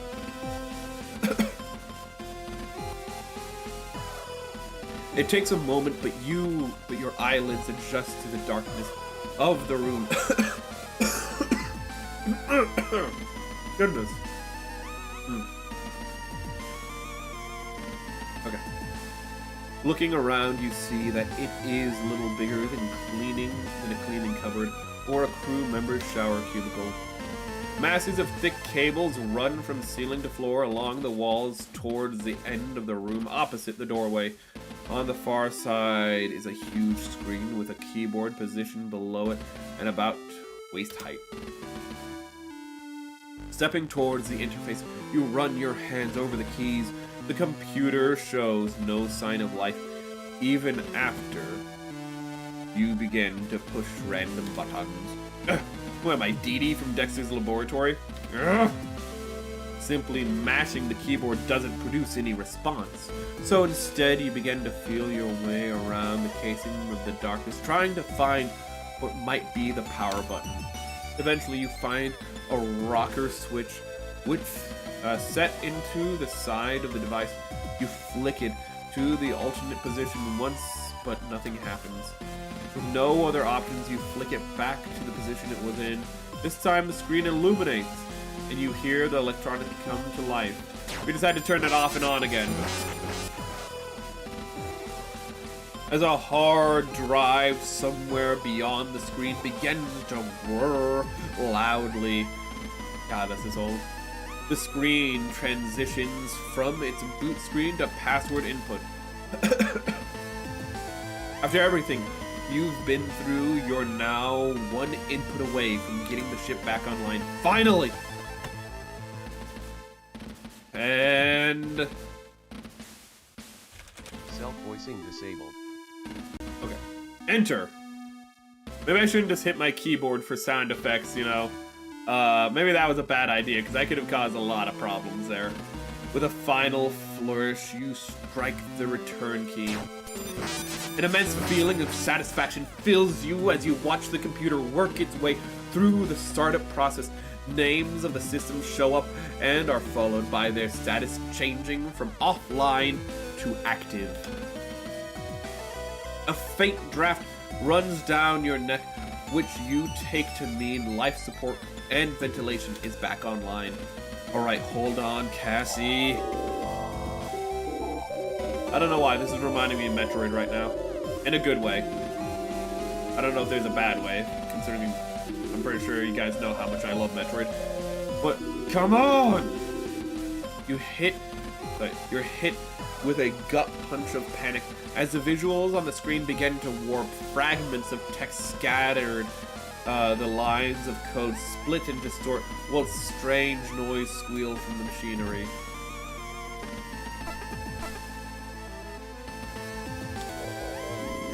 Don't do this!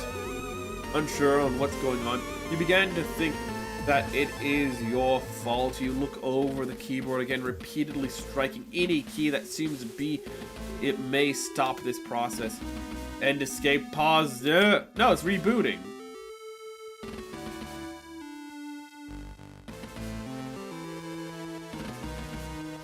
Come on. Oh, hello. What's going on? Additional information. State?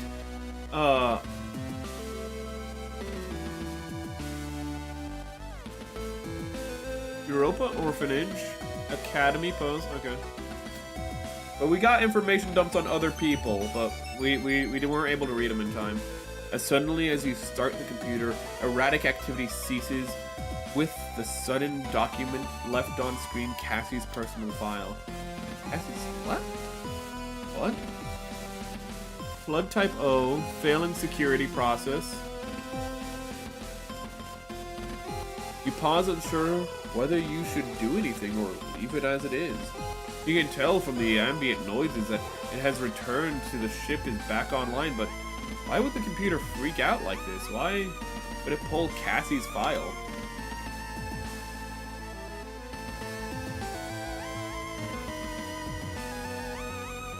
Is our girlfriend an android? Is the reason C fell unconscious is because she's connected to the ship directly, like she's an android or cyborg? Shit. The robot a girlfriend's dream of electric boyfriends? Don't answer that question.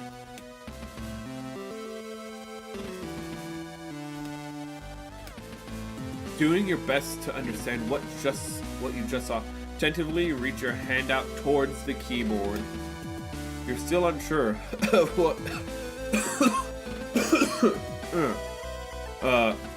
what you could do to find out what just happened, but can't help but feel like whatever it was wasn't right. That's a rhetorical question. Vesper, I need you up on the bridge right now. You withdraw your hand, said, grabbing the radio answer, Lieutenant Lord. All right, I'm on my way back now. How's Lieutenant Quinn doing? There's no time for her. Get up here now. You curse under your breath as you turn to leave the room. You learn now that if Lieutenant Lord doesn't intend to be helpful, she won't be. Rather than attempt to argue, you make your way through the ship back towards the bridge.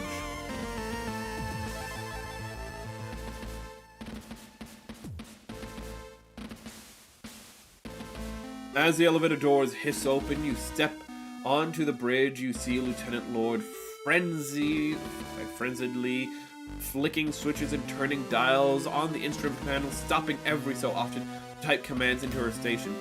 Cassie, meanwhile, remains unconscious on the bridge floor. I'm here, Lieutenant. What else is wrong? You hurry over to Cassie and kneel down, sliding your hand under her back and legs in preparation to pick her up and take her to the newly accessible sickbay.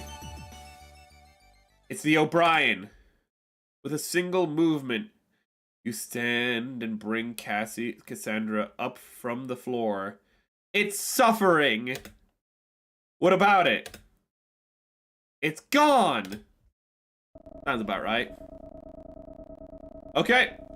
That is the end of the chapter. It was about 3.5 hours, I'd say. I think 2-hour streams might be fair. Ooh. But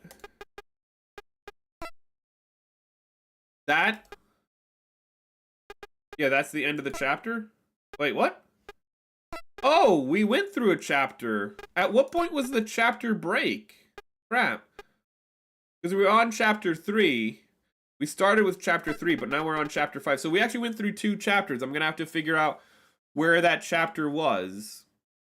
Because it wasn't, it was probably when we did the airlock, to be fair. That was probably the chapter. We probably could have stopped there, but... Yeah, don't worry, you can just, because you got in here late, you can just start from the beginning. Did we have a preamble? I don't remember we have a preamble, but you can just check the screen if we did. Well, I might have to chapter those, but I don't know if I'll have time for that tonight. But, that's the end of stream. Let's troubleshoot before we go. And see if we can get you guys, working again on this. So we're going to go to history. And this is going to log me out of Twitch, which I hope doesn't crash the Twitch side of things. This could crash stream in general, but I don't think it would. I don't think this is going to crash stream. I doubt it. I think we're fine. I doubt that it would. That wouldn't really make too much sense, but, cookies, catch, yeah.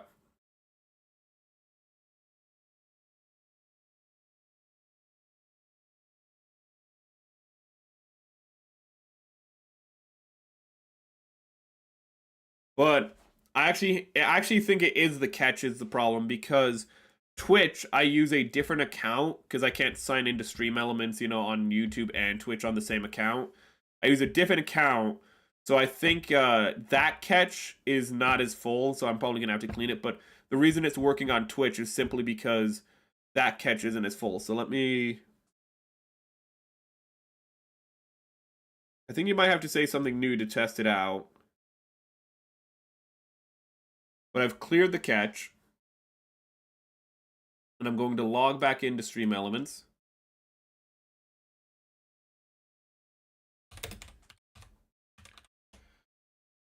Just to make sure everything is connected. Log in. YouTube. And then it would be this account.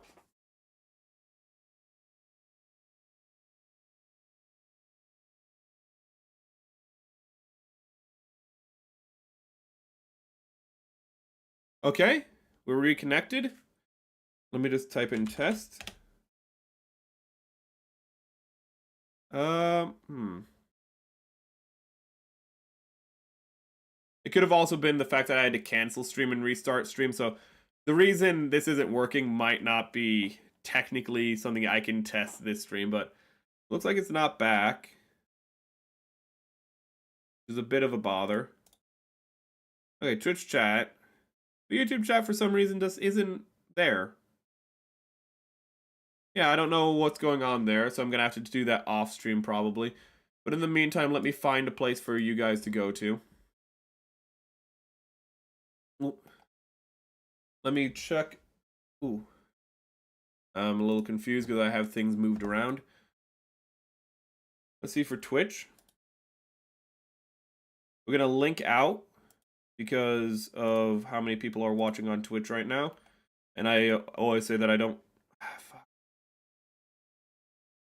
Okay, I cannot raid or link out on Twitch because I am technically logged out of Twitch. My apologies, Twitch, sincerest.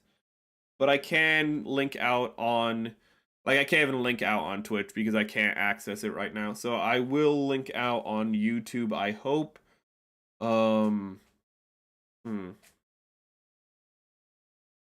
shit, I just realized I need to follow up a question. YouTube probably screwed up. It might be OBS, to be fair. It might be the fact that I had to cancel stream and restart it, and that just confused OBS, in complete fairness. And, because that just happens sometimes. When I ended stream and reconnected it, I didn't test the connection. So I do think that is what happened. But I can test it off stream, so don't worry.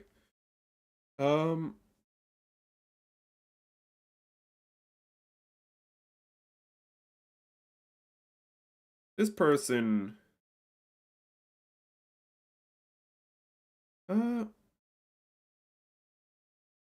I just don't know who to link to. You know, I'm just gonna link to this person. I think this person is doing... well, I need to update OBS, but then I'm gonna have to, like, get new software for, like, multi-streaming. So, like, I'm just too lazy to do that. So, it might be that, but I'm hoping that it's, again, just the fact that I played musical chairs with everything. But thank you for putting up with the troubleshooting. Here's a link out to somebody who looks like they're doing an art stream. It is Margaret for Rest. Ooh. Show her some love. So anybody some love, really. But we will be back tomorrow reading A Pickle for the Knowing Ones, a book of classic American literature by one of America's first ever entrepreneurs. And I cannot prepare you for that. I cannot prepare you for Timothy Dexter. I will do a little bit of research and refresher on Dexter so I can tell you just what kind of man he was before the, like, getting into the reading, because Timothy Dexter is quite the character. It's just, you kind of wonder, is this guy just really lucky and, like, stupid, or is it all just a bluff? And then you read A Pickle for the Knowing Ones and you realize the answer, chat. You know, you realize what he is. But that's for tomorrow, 10 o'clock Eastern Standard Time. And also we will tomorrow, or rather today technically, but we will by next stream also have the next Gunpla poll up. And that will be running for at least to the end of this week. Yeah, that will be running to the end of this week, and we will start a new Gunpla next week, hopefully. So keep your eye out for that. There will be a poll on YouTube, Twitter, and Discord. Please only vote in one, because the votes will be counted across platforms. And you know what? That's all. Thank you for joining us. I hope you come back to enjoy more Gundog. This is pretty enjoyable. I'll be more attentive to the chapters, so I don't do 2 chapters in one stream and make a very long stream again. But I'll see you guys later. Have a great day, a wonderful life, and remember, don't lose your head. I lost it. There it is. Not my head.